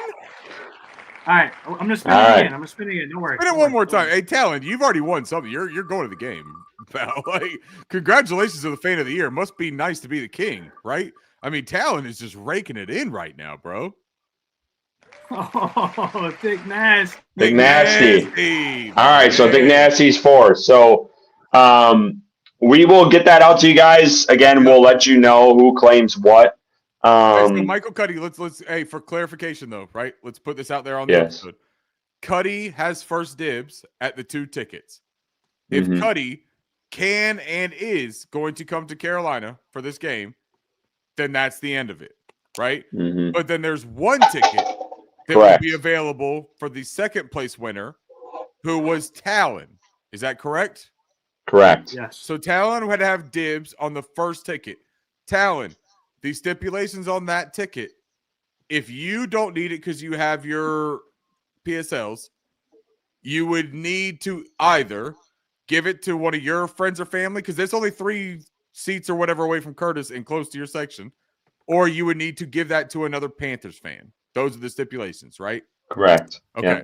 Okay. Just want to be real clear with it. And then after that, it's Pets in a Bathtub. Pets in a Bathtub. And if after that, it is Thick Nasty. So that is the giveaway. I appreciate every single one of you who tuned in tonight to register for those seats. Again, the bank needs to be rocking this weekend. We need to see 95% of Panthers fans, which I don't think is going to be an issue. And it needs to be loud. Dave Canales said it. It needs to be like that Rams game that affected that fumble late in the game against Matthew Stafford and Derek Brown, who forced it. So please, please, please, if you're going to the game this weekend, hold on. If you're going to the game, if you have tickets, do not sell them. And if you do sell them, give them to a Panthers fan. We don't want Bucs fans in that stadium at all. Sell them to Curtis. Curtis is buying every ticket that you got out there. No, I'm not. A ticket. Call Curtis. He's buying it for 30% market value. Last thing that I just wanted to say, because Talon won the second place on this, and he may end up getting one of those tickets. But Talon is also somebody that I just had the pleasure of spending time with and talking to. Can I request humbly that our fans of Panthers on Tap and our fan base of the Carolina Panthers support Talon Wilkinson, who is our representative, man. Like, whether you know Talon, whether you don't know Talon, there's an article that I put out today that will tell you about Talon. Get to know him. He is the representative for your football team that you cheer for. Fan of the year. Show some support, man. Like, we always do the Pro Bowl vote. We always do all those other hashtags.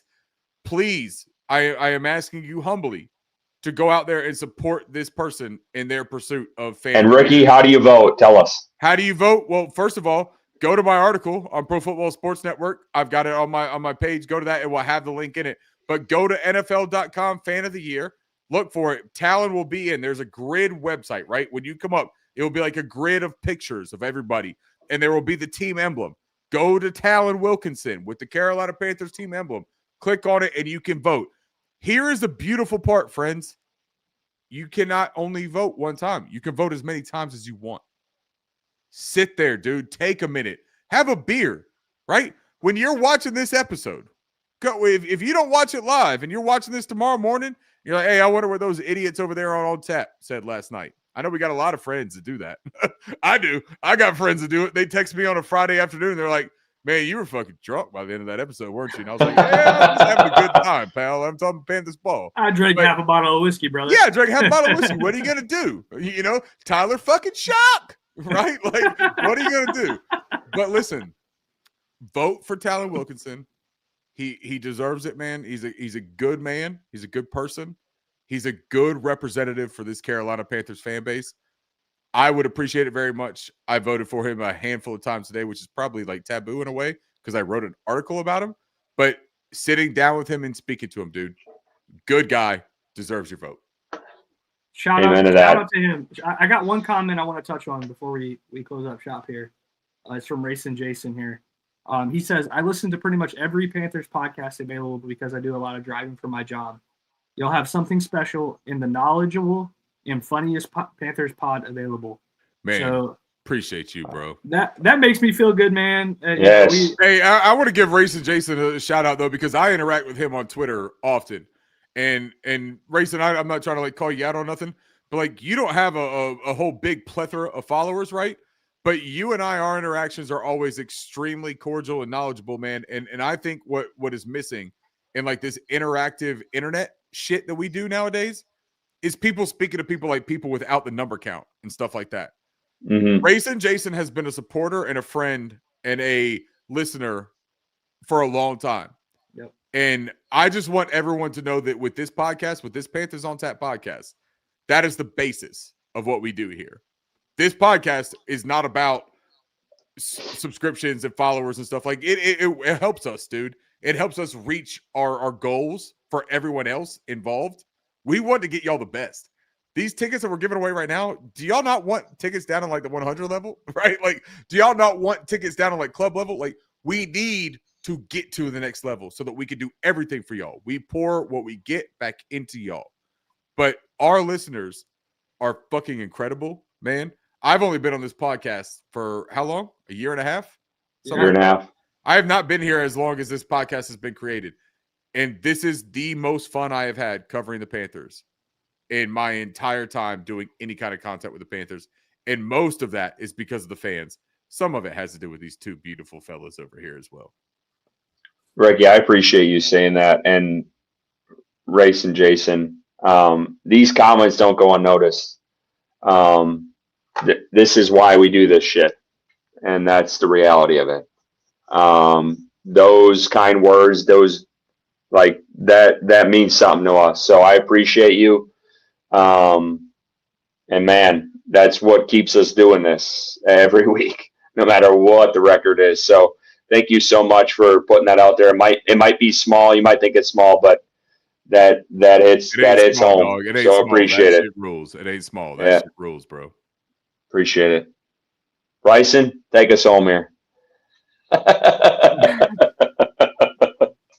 You got the exit, Bryson? You got it. I'm gonna leave that up to Curtis. He's been doing. All right. Well, hey, we appreciate every single one of you guys for tuning in tonight. Almost 540.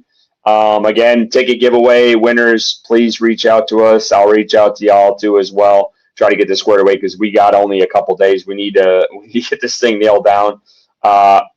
Shout out to JJ Hardy, Panthers Culture. You guys know him on Twitter for giving away one of those tickets with us. We appreciate you. Congrats to your son for winning the championship.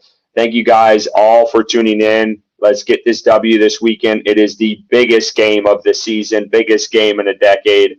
We need everyone there. Be loud, be proud, shit talk the refs, shit talk the fans, and let's bring home a W and a must-win game. Thank you guys so much for tuning in tonight. And as always, keep pounding.